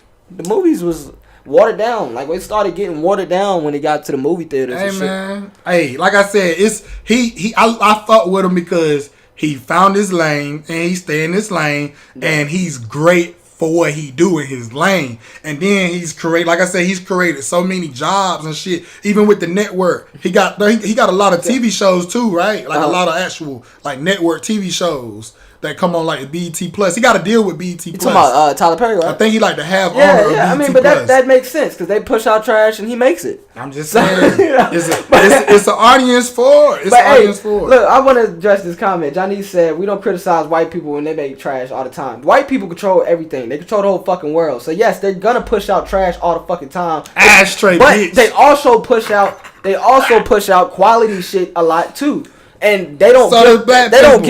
They don't give no. I'm talking about movies. We talking about the movies right now because that's what Tyler Perry do. And as far as the movies, let me look at as far as the movies are concerned, the most thought-provoking movies are usually geared towards white people, or the cast is full of white people because they don't want black people watching that shit. So we gotta go and watch the white people shit just to fucking spark some synapses in our brain. I'm gonna let you finish. I'm gonna tell you something. If niggas was given those opportunities, we would definitely flourish. But they don't get those types of acting opportunities to get to niggas. They just now started giving fucking Jordan Peele, some fucking movies and shit. Now we finally starting to see black scary movies, like period, pretty much, and they actually decent. But they could be a little better too. They could be a little more thought provoking too. But I just don't want us to get content. The Haves and the Have-Nots is a show that's been on since 2013. I personally have not seen it, but my mom loves the Haves and Have-Nots, and it seems to me that my mom watched that show too. That's a good show. You know what I'm saying? It's a good black soap opera. And it's another show they just came out with a bitch kidnapped and shit, and she in a cult and all that. Is that called Temptation? No, they came out in 2013. They gonna know. Somebody gonna answer, but it come on one of them Tyler Perry Oprah channels, some shit. It come on one of them channels, but Tyler Perry. Oval. The Oval. It's a spinoff. Yeah, it's a spinoff of the Oval apparently. But yeah, a lot of people would watch that too. I think my mom watched that shit too.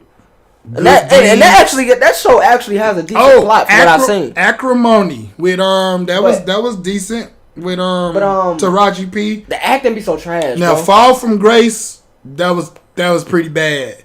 That was when the dude was Ashtray bitch. That was the one that came. Is that the one that went to Netflix or something and everybody was talking shit? Bro, it was trending. Yeah, I never watched that. I don't even watch the decent movies by him, so I knew I wasn't gonna watch that. Yeah. Daddy's Little Girl, that was a good concept. Show a black man being a father. You know what I'm saying? He won't ratchet. You know what I'm saying? So, but most of the movies, the nigga either fresh out of jail, or he going to jail. You want to tell me? Or he abusive husband. I'm gonna tell you why Tyler Perry stay in his lane, because he do some shit like this. He tried that. He tried. Y'all ever seen Alex Cross? Tyler Perry. He tried to be Denzel. He tried to be an action hero. He tried to be whatchamacallit? What's that nigga name? Training Day. What's that white dude? Liam Nelson. The one that keep on taking ass shit. He tried that. He tried that with that Alex Cross shit. Nah, Tyler, that won't it right there. Yeah. That was not it. That was not it. I ain't even heard the Pains. Shit. I used to like the Pains. That don't come on anymore, dude. That was like his first big show, wasn't it? Yeah. Meet the Pains or something? Meet the Pains, yeah. My mom would definitely watch that. Wait a minute, he did Precious. Tyler Perry did. Oh damn! And I was gonna bring up Precious, but I didn't think he made that. I thought that was Lee Daniels, wasn't it? Or that was both of them. Directed by Lee Daniels. Word. Well, damn. Look it up. You know, basically Tyler Perry. Who are you talking about? The ones he in, Tyler Perry, the worst movies, he just need to fall back. He just need to fall back. Exactly, yo. Because every movie he in, he got a fucking dress on 80% of the time. And ain't nobody trying to see that shit, man. Madea played, he didn't beat the bitch to death. She died, ain't she? Ain't Madea dead? She died in the last movie? Madea funeral or something? Did they have one? Did they have Madea dies yet, y'all? But I hope so. I hope she did. I know you can't kill Madea. I'm gonna watch her funeral. If he did Madea dies, you can believe after this pandemic. That shit gonna hit 100 million after in the pandemic. You about to see it's gonna be like Jason. Madea returns. It's gonna be but I'm saying if Madea died, went to the theaters, but that shit gonna gross at least 100, 200 million. Yeah. Niggas gonna be in there. Niggas gonna be up in that boohoo crying. But that's the thing too. Like we were saying about the content that they give, it's also. Oh, she said she's still alive. Damn. Shout out to Madea. This is literally another day. You were saying like the content that they give might be dumbed down, and the white people they make certain type of movies for their fans, whatever. But at the same time, it's also the people. We the people have to go support certain things. So if he put out or if somebody put out some shit that's like creative or very much intriguing to the mind, like some shit like Inception or The Matrix, I guess, or something like. And The Matrix was made by a black woman. On a deeper level like that. The Matrix was Terminator and The Matrix was originally drafted by this black woman. I can't think of her name right now, but if Alvin or somebody else want to look it up, you can literally pull her name up, put the link up there, all that. Yeah. They stole the Wachowski brothers stole that shit, turned it into a movie. Well, point I was making though, if those type of movies pull more black people to the crowd, to the theaters, then that's the type of movies niggas will probably make. But if he putting it like this, like, hey, when I put niggas was watching The Matrix. I'm saying, but if he's saying, hey, I put this type of movie out every time I drop a Madea. This is like an album. Every time I drop Madea, them motherfuckers go crazy. Yeah. The streets go crazy. They fuck what the critics is saying. Fuck with Hollywood and them white people to Rotten Tomatoes and Siskel and Ebert or whatever. Fuck what they talking about. Roger Ebert. Nah, see, that's the new nigga. It was one. Roger Ebert is dead. One of them died. That nigga been dead. Yeah, Roger Ebert, he been dead for a few years. No, it's two people. It's something and Ebert. It's two people. But one of them died and then they replaced them and it's still going. So Roger Ebert wasn't one person. I'm pretty sure Roger Ebert was one person. Let me look this shit up. I'm just putting in movie critic Ebert. Yeah. But my point is, if he putting out, Jamal said she's still alive. If he putting out, that was some real shit though. If he putting out content, look, he's still alive. If he putting out content and the people go crazy every time, why the fuck would he stop dropping it? That's just like Jay-Z. Every time he dropped some project, aside from the 444 shit, for the longest time, people was like, why the fuck he still rapping about selling crack and motherfucking pimping? Because that's what niggas want to hear. Yeah. Man, I mean, I guess. I just feel like at this point, he's big enough to like step out and try something. Here we go. You know? It's Siskel and Ebert. So Roger Ebert was one, like half. Like, that's why I said Siskel at and the Ebert. Movies. Oh, yeah. So, no, that's before my time, all that shit, man. Yeah. I just remember Roger Ebert had his blog and shit. Like, for the last 10, 15, 20 years. So what it used to be was Siskel and Ebert was like the two top critics. So, I think Siskel, he stopped or he either died. And then it was Ebert and Roper. Like, Roper came in and took Siskel's spot, and it was Ebert and Roper, or Roger and Roper, however they used to, put their names together. But point is, them two, when they do the little 2 thumbs down shit, they gon' definitely trash Madea shit. Like, that shit was deserve it though. Like, yeah, but to your mom and my mom and so many other like people in our community, they love that shit. And that's all Tyler Perry is saying. He definitely has the mental capacity to write some great ass movies if he wanted to, or try to go deeper if he wanted to, I'm sure. But he go with what he know. He getting paid. He getting his people paid. He entertaining. It's entertainment. Everything ain't gotta be deep. Yeah. But sometimes you go to the movies, you don't always but go. Everything gotta be bullshit? Everything ain't bullshit though. The ones that the Madea shit is bullshit. But look, one thing about Madea, even in Madea, there's always some type of theme. He do mix that shit in, because he takes stuff from the Bible and stuff. It's always some type of morals and some type of themes like family values and stuff like that. But either way, you know what I'm saying, I don't got no problem with TP. I think he's very inspirational. I think he's making a lot of... Shout out to Tyler Perry, man. He going through some midlife crisis shit right now. Oh, yeah, I seen him. Trying to find a bitch a couple months ago. I seen him. They're flexing. Somebody go buy Tyler Perry some pussy, man. You know? But that man can buy all the pussy he want, bruh. That's financial. I don't know how we... somebody go get that man some pussy. One of y'all old bitches go get that man some pussy. Look, I was about to say how we get on... But we was talking about damn Biden, and that got us into Kamala and black people and how... People use black people to sell shit. And all them niggas on TV is traitors. You know, we can end it by saying that. Or I guess we can start a whole new... But they agents, right? Government agents. Ooh, what about Wayne? That's a good segue. What about Wayne? Good segue, Johnny, because we can talk about the Trump pardons. Let that nigga out, yo, Trump. Wayne outsmarted us all. Let's just admit it. Hey, look, Trump swung his nuts this week. That's all I'm saying. But let's give Wayne props, because... A few months ago, or however long ago it was, when Wayne gave the cosign to Donald Trump, and he was saying like he respect Donald Trump, etc., etc. People was like, man, fuck Wayne. Wayne a traitor. Wayne don't know what he talking about. He a coon. Wayne knew that he had these federal charges coming down the pipeline. He knew that Donald Trump was gonna be able to pardon him and just make all that shit go away. And look what happened.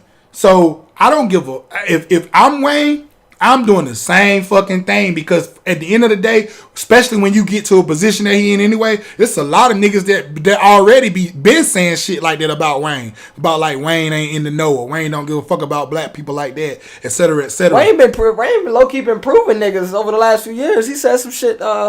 about the Black Lives Matter shit, when niggas like he was like he don't feel that shit or something. Michael Ferguson, one of them niggas, he was like, yeah, I'm rich. I don't really, I got nothing to do with me. Like, he kept it real. He kept it real, but at the same time, I'm saying I respect him for what he did. As far as I'm doing that same shit. If I'm knowing that I got some charges coming up like that, and I really don't give a fuck about who the president anyway, what I need to do, big dog? What you want me to say? You know what I'm saying? Fuck it. All right, y'all. I'm fucking with Trump. Trump the man. We voting for Trump. Fuck it. Because fuck it. And at the end of the day, that nigga got that man, he was about to do time. Oh, we got a YouTube comment. Is that our first YouTube comment? Yeah, my nigga Debo. Hey, we got a YouTube comment. Good, Debo.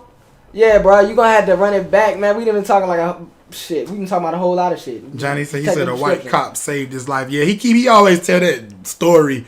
Like, that's the dumbest fucking story. I've never even took the time to listen to that story. Well, just talking about Wayne right now. In a brief summary, Wayne always tell this story about when he was little. He grabbed a gun, he shot himself, and he was bleeding, and he was about to bleed out, and a cop came in, like, kicked the door down and rescued him, like, took him to the hospital. And the cop just so happens to be white. And his dumb ass really equate that to basically saying, well, white people ain't racist because this white cop saved my life. If the last thing you saw before you bled out was a white cop. Man, don't do it. You too smart to even try to sound stupid. I've been playing devil's advocate all night. Because even we were just saying, like last week, we talking about how you could even be married to a white person to be racist or a black person to be racist. But that shit done for Wayne to be saying that. I don't know. All white. I mean, look, I ain't got nothing against white people. I've been there, came to terms with what white people. Jamal said that story always changed. That's a fact. You know? I remember Wayne that used to tell that story like that. He used to just talk about how he shot himself or whatever the case may be, and I ain't never heard that part about the white. That's another thing we gotta realize, bro. We don't know. Because these really, really big rappers... Wayne is an agent. Yeah, that's what I'm saying. A government agent. So, Wayne been popping so long. He been in the game since he was a little kid. He's not Dwayne Carter. Yeah, like and ain't no telling who he really grew up to be, or like he could have been groomed for this shit from day one. His name might not even be Dwayne or for whatever. He's just not the same person. He could have been cloned. He could be under mind control. You see the nigga dreads falling out by the day. Them big ass nappy ass dreads. He got about 2.5 dreads. Does that look like the same? Or does that act like the same? He don't sound the same. Ago? You know, skateboarder Wayne and all that shit. But like I said, MK Ultra, human cloning, that's a whole nother conversation. You're going to have to look that shit up. And I want y'all watching me right now. I don't want y'all looking this shit up, interrupting my watch time and shit. So look at this. And then after this video is over with, look up MK Ultra, human cloning. What else? Operation Paperclip.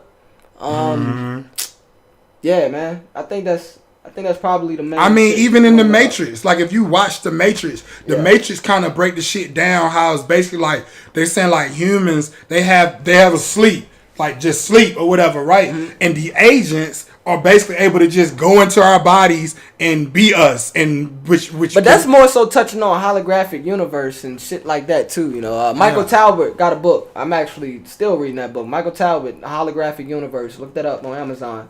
Read this comment by Alvin. So, I ain't no Trump supporter or nothing, but Trump actually pulled through on a promise regarding Wayne. Wayne was smart enough to get something for his vote. That's a fact. And so he pardoned Wayne. Is it true that he also pardoned Kodak Black?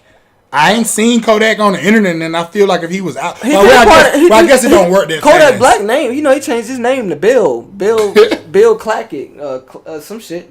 Like that nigga really is a Jew now, or I don't know. I know a Muslim, he like an Orthodox Jew or some shit like that now. Like I'm waiting to see how long before that's another government agent. Before this nigga turn back into the Kodak. I'm so glad we talking about this right now because they cloned Kodak a couple years. I know this for a fact. They cloned Kodak. Come on now. When he went to jail the first time, they cloned that nigga. Hold on, let me pause you. I'm gonna let you go. Let me pause you, and let me rewind you.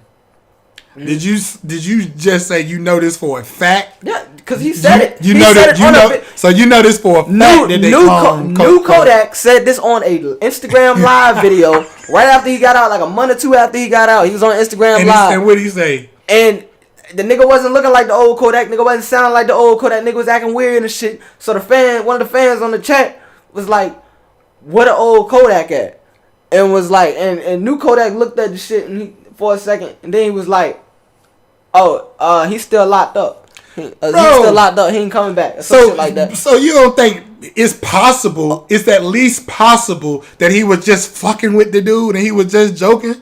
Hey, look, man. How you know for a fact though? Hey, look. Just because he said that, bro. Chill out, bro. He said he know for a fact, y'all. Hey, look. That's what he said. That's what I'm saying. I'm just going off of what he said. So yeah, you know for a fact. Niggas was already saying he was a clone. You know for a fact that he said that, but you don't know for a fact that this man was cloned unless you indeed saw him be cloned. All right, you got it. I was just saying that it came from the horse's mouth. Listen, I wasn't saying I just watched this random YouTube video. I'm not saying that he didn't. That Joe Schmo said. Let me put this on record. Let me put it on record. I'm not saying he ain't cloned. Mm-hmm. I'm just saying we don't know for a fact he was cloned. We may know for a fact that he said that he was cloned. Yes, Jamal. I work at the motherfucking clone factory. Let's keep it real. Amazon over here and if he was indeed a clone, a government clone, wouldn't it probably be in his programming to not say he's a clone? So that kind of seems like some nigga shit right there. No. This is where you get it fucked up at.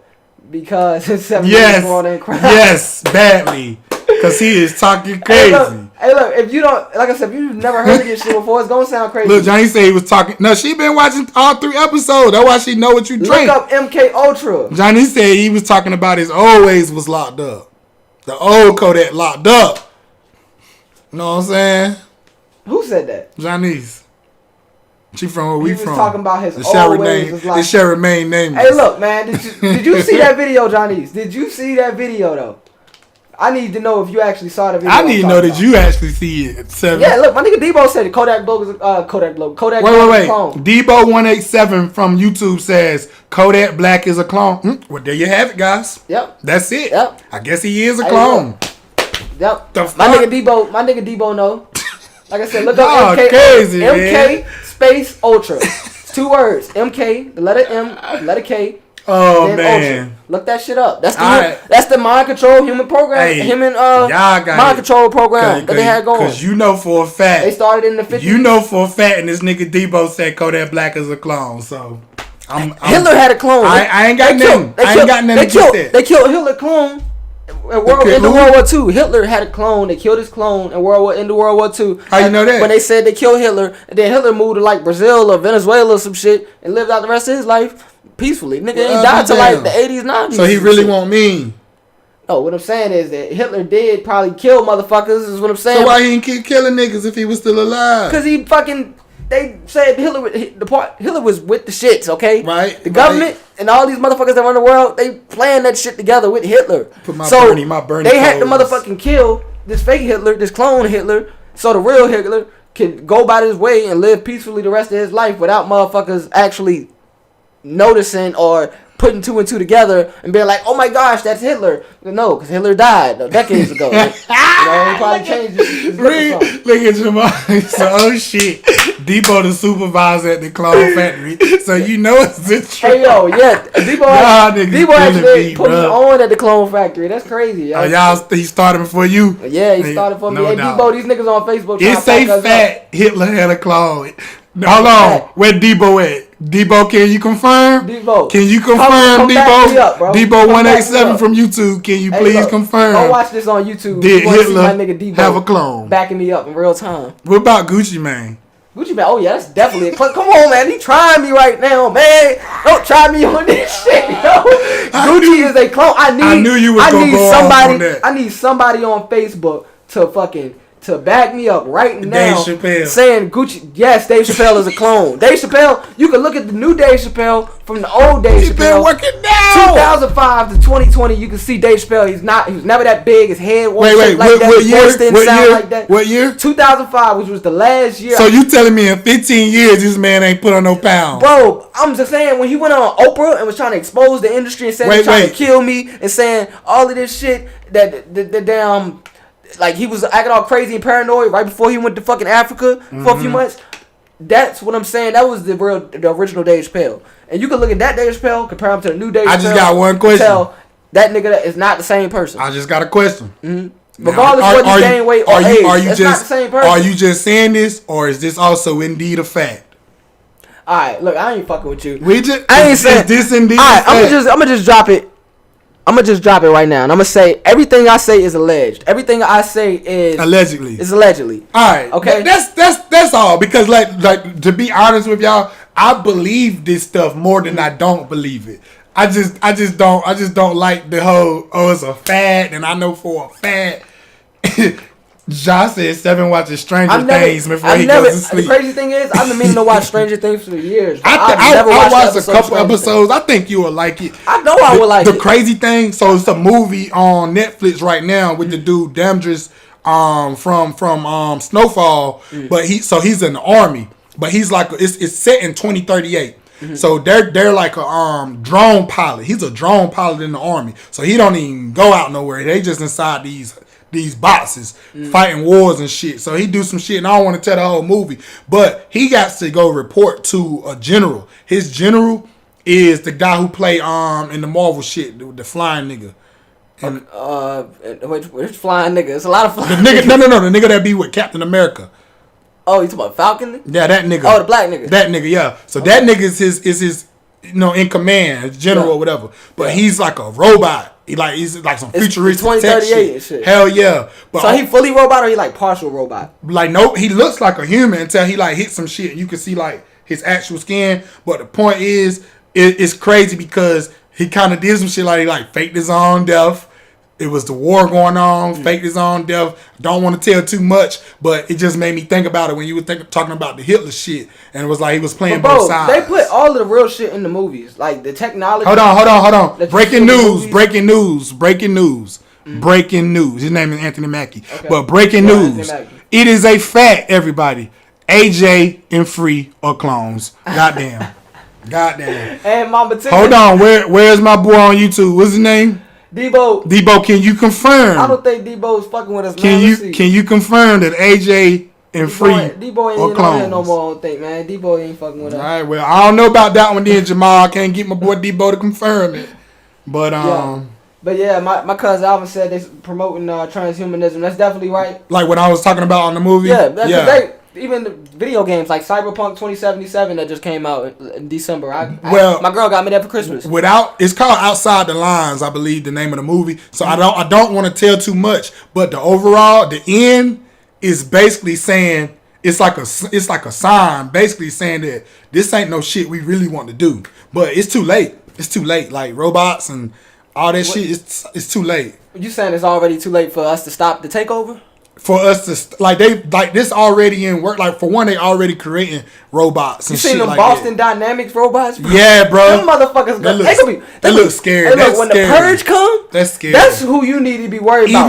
Them robots gonna be in the streets fucking niggas up. they even got the even in the movie they show, because again it's 2038. Like the first line of defense is robots, which I don't got no problem with that. We go to war. Was it the Boston Dynamics type robots? Or them bitches, some big ass robots and shit. They bigger than that. Them bitches big. They come out. They hopping out the truck. Oh boom, boom. shit! They got guns attached to them. Oh shit! That shit look crazy. They was killing niggas and shit, or they was killing other robots, bro. And see, the crazy part is this is where it get crazy. Again, don't want to tell too much, but the AI is like one of them things that can change. So, like for example, it was one scene. They was like in a standoff with the Russians, and dude like octopus. He changed his look or something. Well, no, I'm saying AI, like the intelligence, like the mind. They can act on their own in a sense. They move from different. But they can act on their own. They're all individual. But what I'm saying, so all of the robots, they there. The robots there, they got their guns. The Russians got their robots too. They got their guns. But then the real military men, they there, and the Russian men, they there. They got hostages, and they all trying to be cool. Like, all right, everybody just relax. Put your guns down. Everybody chill. And motherfucking robot, that motherfucker got a target on the dude that had the girl like this, and if he was a man in that moment, like, okay, cool heads prevail, everybody chill out. That motherfucker just on his own, like, fuck it, I got a shot. And then they call everybody. All hell broke loose, right? And but the robot was fighting for the robots. This robot was fighting for them. It's America versus Russia. Mm-hmm. So the Americans got their American troops, they're actual humans, plus they got robots. The Russians, the Ukrainians, that's what they was specifically. They had humans, which one of the dudes had a girl yoked up, the hostages, but they also got robots too. But everybody was chilling, including the robots. The robots was chilling. Like they was like, all right, it's peace. Nobody shoot. Nobody was shooting. But the robot robot was just like, fuck. Whose team was he on? He was on the U.S. team, and he shot. But all the other robots on the U.S. team was cooling out though. They was all cooling, but they looked. But the dude was worried. He was like, man, I hope one of these goddamn robots don't goddamn. Oh, so they knew they couldn't control them damn robots. Not all the way, right? But you would think if you really have it the right way, if they making robots, you would think that it should be like, all right, they can't fucking move or shoot until we say they can shoot. It's already like that. Little do we know, I mean, the average person wouldn't know this, obviously, but there are already AI intelligences out here that can replicate and fucking conversate and create their own languages, right, and start talking to other AI chatbots and all that, like within seconds. But that's what to the point where they can motherfucking be shutting the shit off, like Google or whoever else be testing these programs. They be shutting that shit off because they be fucking shook. They be scared and trying to figure out what the fuck going on and what the AI talking about and where the consciousness is going. They can't stop that shit. They already admitted. But see, that's what that movie is really going against. Because they got those robots, but the one dude, the one played by Anthony Mackie, he is actually going as a human. He nobody even knows he's a robot. But so the other robots are like big, stocky looking robots. They robots. Yeah. But nobody knows he's a robot, but his general in command, and then the guy that he recruited to be under him. So it's only two people that actually even know he a robot. But the thing is, he becomes emotional. He starts feeling like, damn, should we really be doing this? Like he American troop soldier, whatever. Mm-hmm. But he ends up, like I said, I don't want to tell it, but just let's all watch it. It's on Netflix. It's a movie. It's a movie on Netflix called Outside the Line. So we'll talk about it next week. I'm gonna have to watch that shit this weekend, and we're gonna have a little discussion about I seen that episode, Alvin, of Black Mirror. I only seen like the first 2 seasons of Black Mirror. It's only 2, I think. It's only 2 seasons. 4 seasons of that shit. Is it? The season, I mean, I know it's hella like episodes. 3 episodes. It'd be like 3 episodes a season. It'd be short. Oh yeah, so it is probably like 4. But I didn't seen them all. But I feel like the creator of Black Mirror actually made Outside the Line, for one, because the 2 actors who star in it, they each had episodes where they starred. They switch out. They didn't have a lot of different actors in Black Mirror. Yeah, but I'm just saying it could be a coincidence, obviously. But the fact that Damdris starred in 1 episode of Black Mirror, Anthony Mackie, he starred in that gay episode with the I've never even seen that episode, but I will never forget that episode because niggas on Twitter be memeing the hell out that shit, and I just don't even know if I want to watch that shit at this point because I already know watch it. It's just so fucking weird. Like, I already know it's gonna be some gay shit the whole episode because niggas done already told this my thing is like, if you secure, like, I could watch some shit like that. If you secure with yourself, it don't mean like you ain't what you scared you gonna feel weird or some shit. Nah, I'm just saying I don't know what they showing in the shit. That's all I'm saying. Oh, it ain't no type of penetration or nothing. Okay, you see the niggas kiss, you know what I'm saying? But that's it. Okay, and even the sex scenes. They have sex scenes, right? But the sex scenes are the characters having sex, and that's what make it crazy. You got these. But so they show the characters having sex, but it's like it's not right. Oh my god! So it's 2 black dudes, but you don't see them interact. They go into this game and become these characters. And is that some shit that everybody doing at the time, or is just they can do that with their game? Nah, so it's in the future. I want you to spoil it. It's in the future. This technology available to everybody. Yeah, because basically whatever, let's say, because I forgot what they called the game, but it was based on Street Fighter. You could tell by how it looked. So let's say they showed them in college playing Street Fighter. VR shit, man. I just gotta watch this shit. Yeah. I'm trying to figure out how the fuck you go from Street Fighter punching the nigga to fucking nigga. Because it's in the future. So they start off the episode, they're in college, and their favorite game is Street Fighter. This is what they play. He always get this girl character. Let's say this back in the present day, when it was a regular game. He always get Chun-Li. He always get Ken. So they ain't seen this in like 15 years. Or 10 years, because the game was now called Street Fighter X. He was like, oh shit, this that new shit. I got that new shit, but this is our shit. They still call it Street Fighter in that show? Nah, I'm just using it as a placeholder because but it was supposed to be like Street Fighter. But basically, it was a new console. The way the console was, you put the little shit right here, and as soon as you put the shit in, you just zone out. And so like he on the couch just like zoned out. But now they in the game world and they can feel. They can't die, but if you like get hit, that shit's supposed to hurt. But like they can feel sensations, and that's what happened. That's what fucking happened, motherfucking. Well, it was a move or some shit. The goddamn Chun-Li looking character wrapped the legs around the motherfucking like did some shit, and next thing you know, they start down. So one of them was a girl character. One of them was a girl character. That's what happens. But he was always picking that girl character even before. But before they just playing the game regular, But go watch that. So it wasn't really gay. He was fucking a bitch. Oh, it gets gay because no, it gets fucking gay, nigga. Because that's your boy. Like it got to the point where one nigga was just like, nigga took that shit off. Like, what the fuck did I just do? Like, and the other nigga was like, bro, get on, bro. Come on, you he was the nigga that was fucking the nigga, right? Nah, he was the girl. He was the nigga that was the girl. The nigga that was the girl was like, come on, man. Doesn't mean we're gay. Like, come on, man. That nigga was gay. That nigga was gay. The other nigga was like, look, I just fucked this badass Chun-Li bitch, and I still feel weird. Type of crazy because that was my boy. Then they met in real life on some shit like, fuck it, bro. We just gotta feel we gay. We gonna just kiss and see what we feel. And gotta watch it. Go watch it. Please go watch it. Watch that. Watch Black Mirror. I'm gonna tell you another, like while I'm talking about, I'm gonna tell you another cool ass episode of Black Mirror. It's an episode with motherfucking Miley Cyrus. Oh yeah, I gotta watch. That's the new season, the latest season. Yeah, bro. I ain't watched the 3rd and 4th. That shit, wow. It's a lot. I love Black Mirror, but I feel like the dude who made Black Mirror made. Man, that nigga in the know, man. Other shit because it's in the future, it's the same characters, and the fact that it's so. It's Black Mirror-ish. Like, it's basically like an extended episode of Black Mirror. Instead of 1 hour, it's 2 hours. But that shit is like that. Outside the Line. So that's y'all homework for this week, I guess. Go watch Outside the Line and pick a day out of the week to go vegan. And just for the people who wasn't here when we started. I ain't ate no meat since last Friday, y'all. You know what I'm saying? I'm feeling real godly. You know what I'm saying? I've been meditating. You know what I'm saying? No meat. I ain't eat no shrimp. You know what I'm saying? Yeah. I cheated, man. I cheated all week, man. But what I was gonna do was Johnny's. I cheated because I never agreed to shit. Johnny's, did you have a vegan day? I never agreed to none of that. Okay? You did say you did. I said Thursday. You was gonna pick Thursday. That's what I'm saying. But I fucked around and forgot.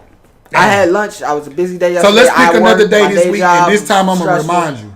And all right, yeah, do that. What day? I was meaning to eat vegan yesterday. For real, I was gonna get some fast food vegan. What day you want to pick? I'm gonna go ahead and put it in my phone. Thursday, we can do Thursday. Okay, Thursday. Yeah, Thursday, cool. Like, but I fucked up. I fucked around. I got Chick-fil-A. I had a free coupon for a free spicy chicken sandwich and shit. So, So everybody, we gonna do it again. Whatever day you want, Johnny's. Whatever day. He's saying Thursday. I'm stronger than y'all, so I'm stronger. I can do whatever. I can do whatever. I'm done. My name's Dot. You know what I'm saying? I ain't ate meat since Dot the vegan. Since the 15th was my last day eating that weak shit. You know what I'm saying? Hey, look, I hope you feel great, man. Feel godly. Don't want to say, I don't want to take it too far because everybody ain't ready for that, but I feel godly. All right. You know what I'm saying? Your pineal gland peeking right now. That shit getting open as a bitch. Oh shit, I got that good toothpaste. I got that good old toothpaste. You just started using fluoride-free toothpaste? Nigga, you eat shrimp. Don't say shit to me. Hey, look, man. Don't say shit to me about toothpaste. I've been fluoride-free for the last 7-8 years. Say nothing about toothpaste free for the last 7-8 years. Yeah, but you got hella mucus in your food. Hey, look, my pineal gland calcifying right now, man. I already know it is. I got Waffle House. You might as well go get you some Crest. Hey, look, man, don't try to play me. You might as well go brush your teeth with Crest. This nigga drinking what's that? Nestle over there? Spring. Deer Park. Spring water. Deer Park. Spring water. Hey, look, I'd rather drink the store brand spring water than that Deer Park shit. Come on, bro. Come on, man. Is it spring water or nah? Is that spring water? It's spring water. Is this spring water? 100%. What yours say? Hey, look. What's percentage is yours? Why the fuck would my water have a percentage on it? Cause it's like it ain't even all the way. It's water, natural spring water. They don't gotta have a percentage on it. That shit like 90%. Cause Deer Park know they some bullshit, so they gotta tell you this 100% bullshit, y'all. This 100%. You make a great bullshit point. Spring I'm water. not gonna lie. You make a great point. Like the fact that they got to say it's 100%. Yeah, it's not 99.99% spring water. This is 100% bullshit. It's like 100%. Yeah, nah. I don't fuck with none of the big name brands. Aquafina, Deer Park, Nestle. You can pay me to drink them shits nowadays. It don't matter. I used to drink the Sonic, you might as well go get you a can of Pepsi, son, because you're eating steaks and shrimps and fucking. I drink Pepsi every now and then if it's in the fridge. Fuck it. I'm just saying, like, don't come at me for my Deer Park water. You still a meat eater, sir. I'm just saying, if you're gonna drink water, you gotta drink better water than that. You gotta. Listen, which is store brand spring transitioning water or alkaline water like Essentia. What do you say? I fasted for 2 days and instantly felt better. Lost 16 pounds of fluid. It was hard as hell though for me. Fasting though, but that's different. This nigga said 2 days. That because he a big boy. It's like what we was talking about with Shabbat. You can live off of your body for a couple days. I'll be dead. If I lose 16 pounds in 2 days, motherfuckers gonna be like, the hell wrong with you? Niggas like, nigga, you a fucking damn nigga, you on that Keyshia Cole diet. Kids out in Africa. That Keyshia Cole diet. You gotta drink that water out the water hose at a grand. Yeah, that water's so strong now. That's why you said that water hose water. That's the only reason we ain't got coronavirus yet, because we used to do shit like that back in the day. But that shit used to be so fucking and good. That like when you was out there playing basketball in the dirt, and then you get that water hose, that shit just coming out. That just get me on to my you ever drink so much because it's so good, and your stomach be full, but it be like, fuck it. That leads me to the next thing I want to talk about, which is like faith versus fear, bro. Like, okay, like we just had faith that everything was gonna work out, and then we still got that same faith in ourselves and our beliefs and our knowledge of self and shit like that, the world around us. Yeah, because I really and that's touched on that with the COVID shit, and that's what allows me to live the way I live without fear and never get sick. I never have to go to the doctor. I take medicine. I joke and I play because I do want people to try vegan. That's why I say I'm gonna start hashtagging the 1 day vegan challenge. But at the end of the day, fear and faith is absolutely important. Like, if you sat there and motherfucking ate as good and healthy as you want, but you was scared as fuck of everything, you'd probably be the sickest bitch in the world anyway. Like, you know what I'm saying? Regardless. Mm-hmm. Versus you got people like somebody like what the fuck was I talking about? Talking about the grandparents. How our grandparents like 80 and 90, they still alive, they be eating fried foods and pork chops and shit their whole life. That because they church going niggas. So even if we don't really follow that same faith or whatever, right? Like as some of our ancestors, no matter what, they always say, whatever you believe, it don't matter what you believe in, just believe in something. And one thing we can say with these old religions and our ancestors, they believed in that shit, and they still do. A lot of them still believe in that shit. Yeah. And on one level, it might keep them limited, like as far as keeping them from getting to where they can go. But what it does do is keep them at least here. You know what I'm saying? They have a belief in a higher power, so, and they really believe that truly in their heart, right? So they're not consumed by fear afraid all the time. They're not 100% focused on the news cycle and the advertising and all of the fear mongering and the partisan politics and all that shit, because they know in their hearts that they good, and that what they believe is what they believe. Right? So, it's real. It's just like I was making a point on somebody's status. They was talking about like, why does it seem like people that's getting COVID, which we touched on that last week, is the people who are wearing a mask everywhere and not going anywhere, staying in the house, scared to even hug their siblings or they parents or their kids, scared to go to anywhere. Those are the people getting COVID. And then it seems like the people who are all in the clubs, the people who ain't wearing a mask, they not getting COVID. And I said it's the same reason where when we were growing up, when we used to watch BET, you notice that every night when you was watching BET, they always showed us the HIV commercials. Like they always was talking about, you just be chilling, man. You could be chilling. Next thing you know, that shit scared the fuck out you. Talking about get tested. HIV, you be like, damn. And that shit gets, it's scary. It's a scare tactic. But they're making it as if they're looking out for us niggas. Like they want you, they're trying to help us raise awareness. But where the fuck that commercial on MTV? So you not care about the white people? Do you not want the white people to get tested? No, you don't even want them white people to think about it. Yeah. Because you know that the fear is what manifested this shit. The fear fuels that shit. Cause think about this. Like when people give you, oh my God, all the studies where people give you a placebo pill or something like that, right?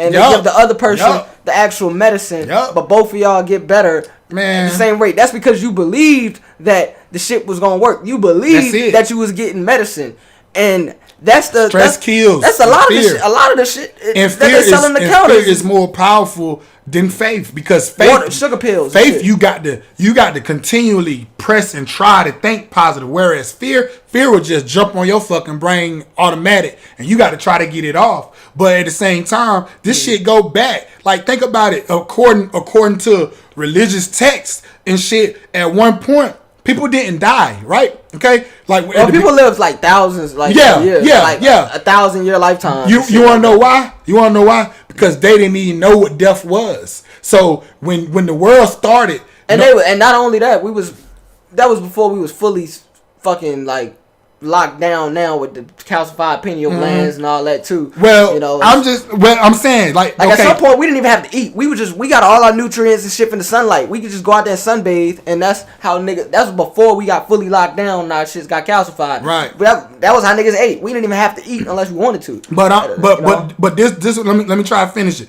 Like it's almost like this. It's like there was no such thing as death. If you the first nigga in the world, right? Mm-hmm. Who you don't know nobody that ever died, right?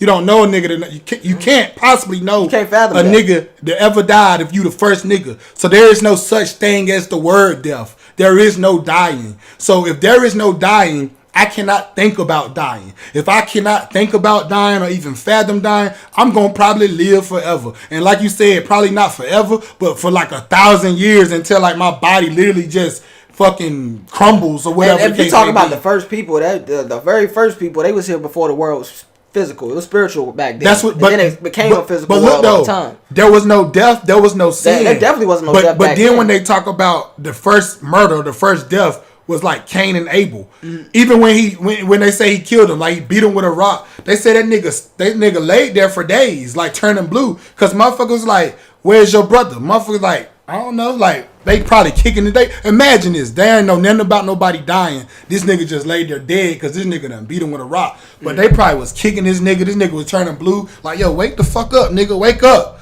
But when one of them old spiritual people came and would like proclaim him, they were like, he's dead. The niggas like, what?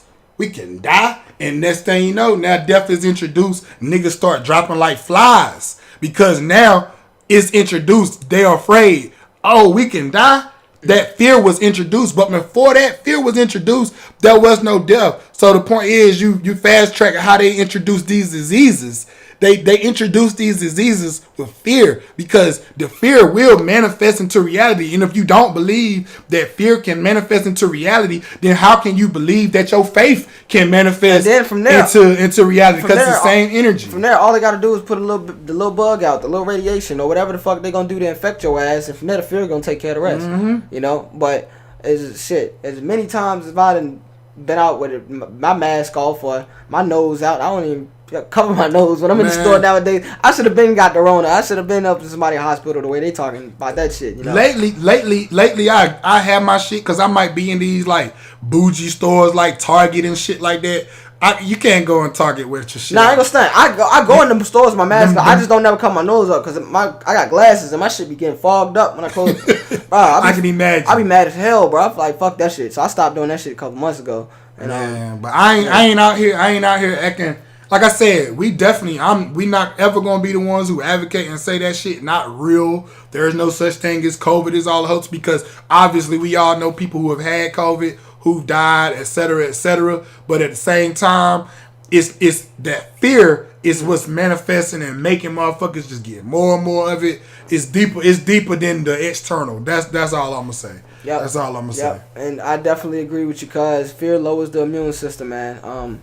Yeah, that's best. That's as best as I could put it. Is that so you might have it. Everybody don't have symptoms. I look at it like this. Shit, I look at it like this too. But I should have got somebody should have died. I take it more similar to that. If I ain't got symptoms, I ain't got COVID. Because if I don't, then what the fuck I got? Yeah, this asymptomatic shit, they really got the game fucked up with that. You feel me? You know? That shit is ridiculous to me. Oh, you got COVID, you just ain't got symptoms. Then what the fuck I got then? Then what the fuck is this? Yeah. Because like I said last episode, I feel like it's radiation poisoning from the 4G, 5G You got COVID, towers, but you don't got no symptoms of COVID. So if it's then I don't got COVID. If it's radiation poisoning, that's to get niggas sick and killing niggas and taking niggas' smell and taste away and all that. You can't get that from a person. You can't get radiation for your cell phone. You get radiation for your computer, from the cell phone towers, from the laptops and all that shit, the Wi-Fi, all of that shit, the fucking microwaves, Bluetooth, all of that shit is radiation. You got the flu, but you don't got no symptoms of the flu. Well, then I don't have the flu, sir. You know what I'm saying? You got COVID, but you don't got no COVID. You got pneumonia. Well, I don't got COVID. If you got pneumonia, you got pneumonia. If you got heart disease, your ass got heart disease. If you got cancer, everybody you got don't cancer. die from COVID. Most people don't die from COVID. That's the other thing. They would like you to think that if you get that COVID is deadly. Most people don't die from COVID. It's like, what's the percentage? It's like a 98% survival rate. It's higher than that. 99. Damn. But yeah, pretty much, man. Let me just read this right now. This is what I put on Facebook yesterday. The federal government shut down entire industries and put 20 million people out of work last year because they care about you. The state governments forced millions of small businesses to close, while Walmart, McDonald's, and whoever else in the Fortune 500 stayed open. And millions of small business owners have gone out of business as a result because they care about you. These same governments are currently pushing a multi-billion-dollar PR campaign for a DNA-altering vaccine that took less than a year to release because they care about you. The news and the media is full of constant fear-mongering and manipulated numbers that they push on you on a 24/7 news cycle fueled by advertising dollars because they care about you. The government has always cared about you. Whether that care is actually good or bad for you, well, that's a conversation for another day. So you just got to put the pieces together. You got to look at the history. You got to go by the government, and the federal government, the state government, whoever. You got to go by their actions, not their words. Go by the history. And the history tells me, time and time and again, that these motherfuckers are concerned about what we do and what we don't do. Yes, they are concerned. So you can say they probably care to an extent. But that care is not good for us. That care is not a positive for us, the people. We the people. It's actually bad. The furthest thing from good. And if you just look at the history, the generations, every generation, whether, from the next. So your mother's generation was better off. than our generation. Your grandmother's generation was better off. They were eating more natural foods too. You know? Like, you know what I'm saying? It gets worse and worse with each generation. Why with all the technological advances? Why with all the technological advances, you would think that the world would be getting better, but it's getting worse and worse because there's an agenda. There's an agenda. And that's not coincidence. Yeah, exactly. Yeah. So, and yeah, pretty much. I say we as the masses just lose this weight, grow whatever food you can, and drink water over sodas. We won't have to worry about most of this shit. Well, that's basically what I've been kind of trying not to preach, because I don't want to come across as preachy, because I know it's hard when it's a touchy subject when we as black people start talking about food and letting food go. Because we not, let's just give it up, man. We not gonna ever get to the point where niggas is growing their own food en masse. You might have a few local farmers here and there, or household farmers or whatever you want to call them, but it's not gonna ever get to that point where it's just everybody growing their own shit. And even if they do, I don't even think that's gonna necessarily say Monsanto controls the motherfucking whole industry now. If you're talking agriculture and crops and shit like that, they control the whole seed. So what you saying? You can't grow your own crops? You can, but you gotta keep reseeding your shit every year. Back in the day, seeds were organic. You could just fucking the shit would harvest and the seeds would fall off the plant. New shit would replant every season. You wouldn't have to keep buying seeds. Now these GMO seeds they sell that they got patents on, they only germinate one time. Damn. So then you got to go and get You got to go and get, because the shit don't. This shit ain't no good no more. You got to go and literally plant your whole crop again. So what about the soil? Like even when I went shopping the other day, everything I got minus the cabbage. And I want to talk about this too real quick. Everything I got was organic. Because I looked at the organic cabbage, and it was like half a cabbage head, and it looked dirty. You know what I'm saying? So I'm thinking that this shit just plant. They pour that bitch out the ground. You got that shit that they have in the plastic container or whatever. I ain't get it. I went and I kept walking, and then I saw the other cabbage, the typical cabbage we get, and it looked cleaner for one. It was a little bigger. You know what I'm saying? It just looked better, and it was cheaper. But they sell up some brand of cabbage that come in like a plastic container and shit. And it's like, well, no, it was like the bag, the ball, like just. I mean, it was just I put it in the bag itself.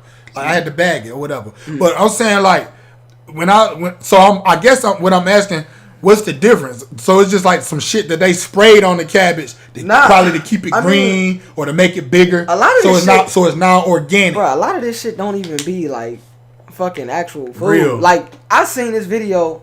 I don't know how true this is, but I seen this video. I hope it ain't fucking true, to be honest, because I eat cabbage and shit. But I seen this video. See, we can get my boy Debo to confirm it. Years ago, I don't know if Debo on here, but they said this video showed years ago they put some type of liquid plastic or something in some water and mixed it up, and the shit turned into like lettuce. Oh wow! Like cabbage lettuce, like right there on the spot, and they just wrapped it up, balled it up. I think I seen some shit. I think I seen this same video went viral a while ago. And like I was hoping in my gut, I was like, I hope this shit ain't real. I hope this shit ain't true, because if it is, I done ate this shit a million times. But hey, then that's when it go back to the fear and the faith. A lot of this shit we can't control. You know what I'm saying? Yeah. Control what you can. You know what I'm saying? At the end of the day, I still would rather. I mean, flavor wise, I would rather have me a big ass piece of fried pork chop. But I would still rather try at least attempt to eat some vegetables, even if I don't know if the vegetables are real or not, than to fry a piece of pork chop. I know, you know what I'm saying? I already know that. And when you go to the grocery store, get the organic shit and just ring it up as the regular shit, Like, bring it up, that's how you finesse. Like, get organic bananas, ring them up. Put that 4111 in there. Ring it up like the regular. I like that. And don't take this same advice and put that organic banana up there. No. Let me start over. Don't take this same advice and take a TV and ring it up as a fucking banana. No. That's not what he's saying. No. That's not what he's saying. Nah. Hell no, you ain't going to self-checkout doing that, goddamn. Shit. Motherfucker got a 45-inch TV, got that bitch rung up as some socks. Got some 50, it's a 50-pound banana right there.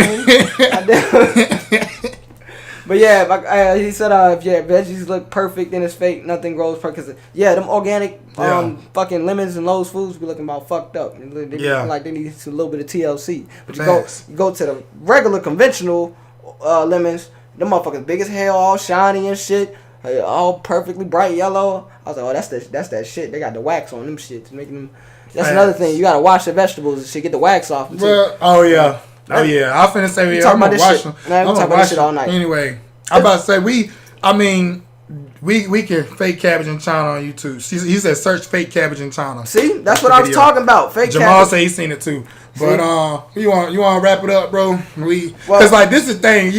We could go all night. There's a couple topics we didn't get to. We gonna have to get them next week. But the whole purpose of this, and we appreciate y'all tuning in. We do this every Friday, at least for now, during this lockdown. And Jesse, if you watching, I forgot to touch on this COVID shit you mentioned last night. He was saying we had the numbers wrong.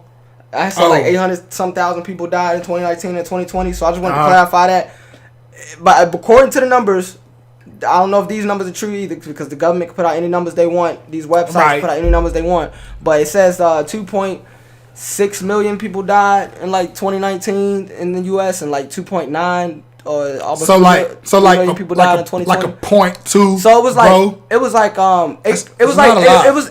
8%, almost 9% death rate, or I guess point however they calculate that. Right. But overall it was like a 0.088 death rate for the whole country last year. But the point I'm making is the deaths apparently was like up like 350,000 roughly if you count the overall death. Yeah, but like you said, they say roughly 350,000 people that died from COVID. So they try to match the shit up. They gonna try to match the numbers up. And that's what I said. Like whenever it comes to the U.S. statistics or just world statistics, they control the statistics. So it's like you could die from a car crash. You had a heart attack. They're gonna just be like, COVID. And like I said last week, put that one down for COVID. These hospitals ain't get their stimulus money until the COVID deaths start rolling in. They don't, just like we got our checks when they send out stimulus money. With the hospitals, in order to get their stimulus money, they got to get COVID deaths. And they get more money for the more deaths they get attributed to COVID. Wow. So anytime anybody got any of these symptoms, they can just label it COVID. They get money because they ain't motherfucking. They only got to test them. You know, that's just part of the protocol. Just call it COVID. They can just call it COVID, keep it moving. A car accident, heart disease, whatever. COVID. And they get what? From what I've read or heard, they get like $8,000 for every COVID deaths and an additional $37,000 or something like that. Oh yeah. If you put them COVID. If you put them on the ventilator for at least 5 minutes. So they was just putting people on the ventilator for 5+ minutes, let them die. Say it got COVID. You know, and get that money. From what I was hearing, ventilators actually was contributing to a lot of deaths, helping kill a lot of the people because they was breathing in their own air and shit. Like that shit crazy. You know, and so yeah, Elon Musk said this on Joe Rogan podcast. In 2020, earlier last year, 2020. Yeah. Look up Joe Rogan, Elon Musk interview on the Joe Rogan show in 2020 after the coronavirus hit. Elon Musk explained all of that, how the doctors was getting paid, how the hospitals was forced with either laying off their staff because nobody was coming in for surgeries and shit, elective surgeries, which is how they make most of the money. So they had to start taking the money, labeling all these COVID deaths so they can keep paying their hospital, keep paying bills, and keep paying their doctors and shit. Right. And basically, that's how when the numbers started getting out of control and all these shutdowns started getting worse and worse. Which is what they wanted. Yeah. Which is what they wanted. But like I said, y'all, this probably something. This is one of those things that every week we probably gonna touch on at least a little bit because it's just it's an ongoing conversation, right? And it's gonna be ever changing. And this is life right now. Like people we ain't gonna go back. I'm ready for it to go back to normal. Listen, it's never gonna go back to normal. This is the new normal. You know what I'm saying? So your goal, we want everybody to adapt. You're used to seeing us on Friday nights at 10 o'clock. You know, 10 p.m. Yeah, that part. Eastern time. With that being said, you know what I'm saying? This is the Mostly Hated podcast. Share that shit. You know what I'm saying? Subscribe to us on YouTube, man. Large. Yeah, we did reach 25 subscribers. Yeah, now what's our next goal? Next goal, 50? Let's do 50. 50. Help if you watching and you're a fan of the show, please, you should definitely be subscribed to the YouTube. For real though. So we lit on YouTube. We got all the highlights and everything, the full episodes, everything on YouTube. Shout out to you, Dot, because you be pushing out clips every day during the week, Monday through Thursday. Because I know everybody. He's pushing out clips. When we live, people can kind of come in and out. Some people come in early and they might stay on for a few minutes, for an hour, 40 minutes late. Some people come in at the end, etc., etc. But what I do with these clips, I take the highlights and I shoot them out in like 10-minute clips or 5-minute clips. That way you can keep up. And you know what I'm saying? You can figure out. You know what I'm saying? You can just kind of catch some of the parts that you might have missed. But good night to everybody. We appreciate y'all rocking with us. Yeah. Thanks for everybody who shared it. If you didn't share it, please share that shit right now. Right now, like this, share this, all that. And I just put the link to the YouTube on the actual live stream. So Subscribe to us on YouTube, Mostly Hated Podcast, and that way y'all can catch clips throughout the week. New episode live every Friday night at 10 p.m. on Facebook and YouTube simultaneously. And I love y'all. Let us know what y'all think.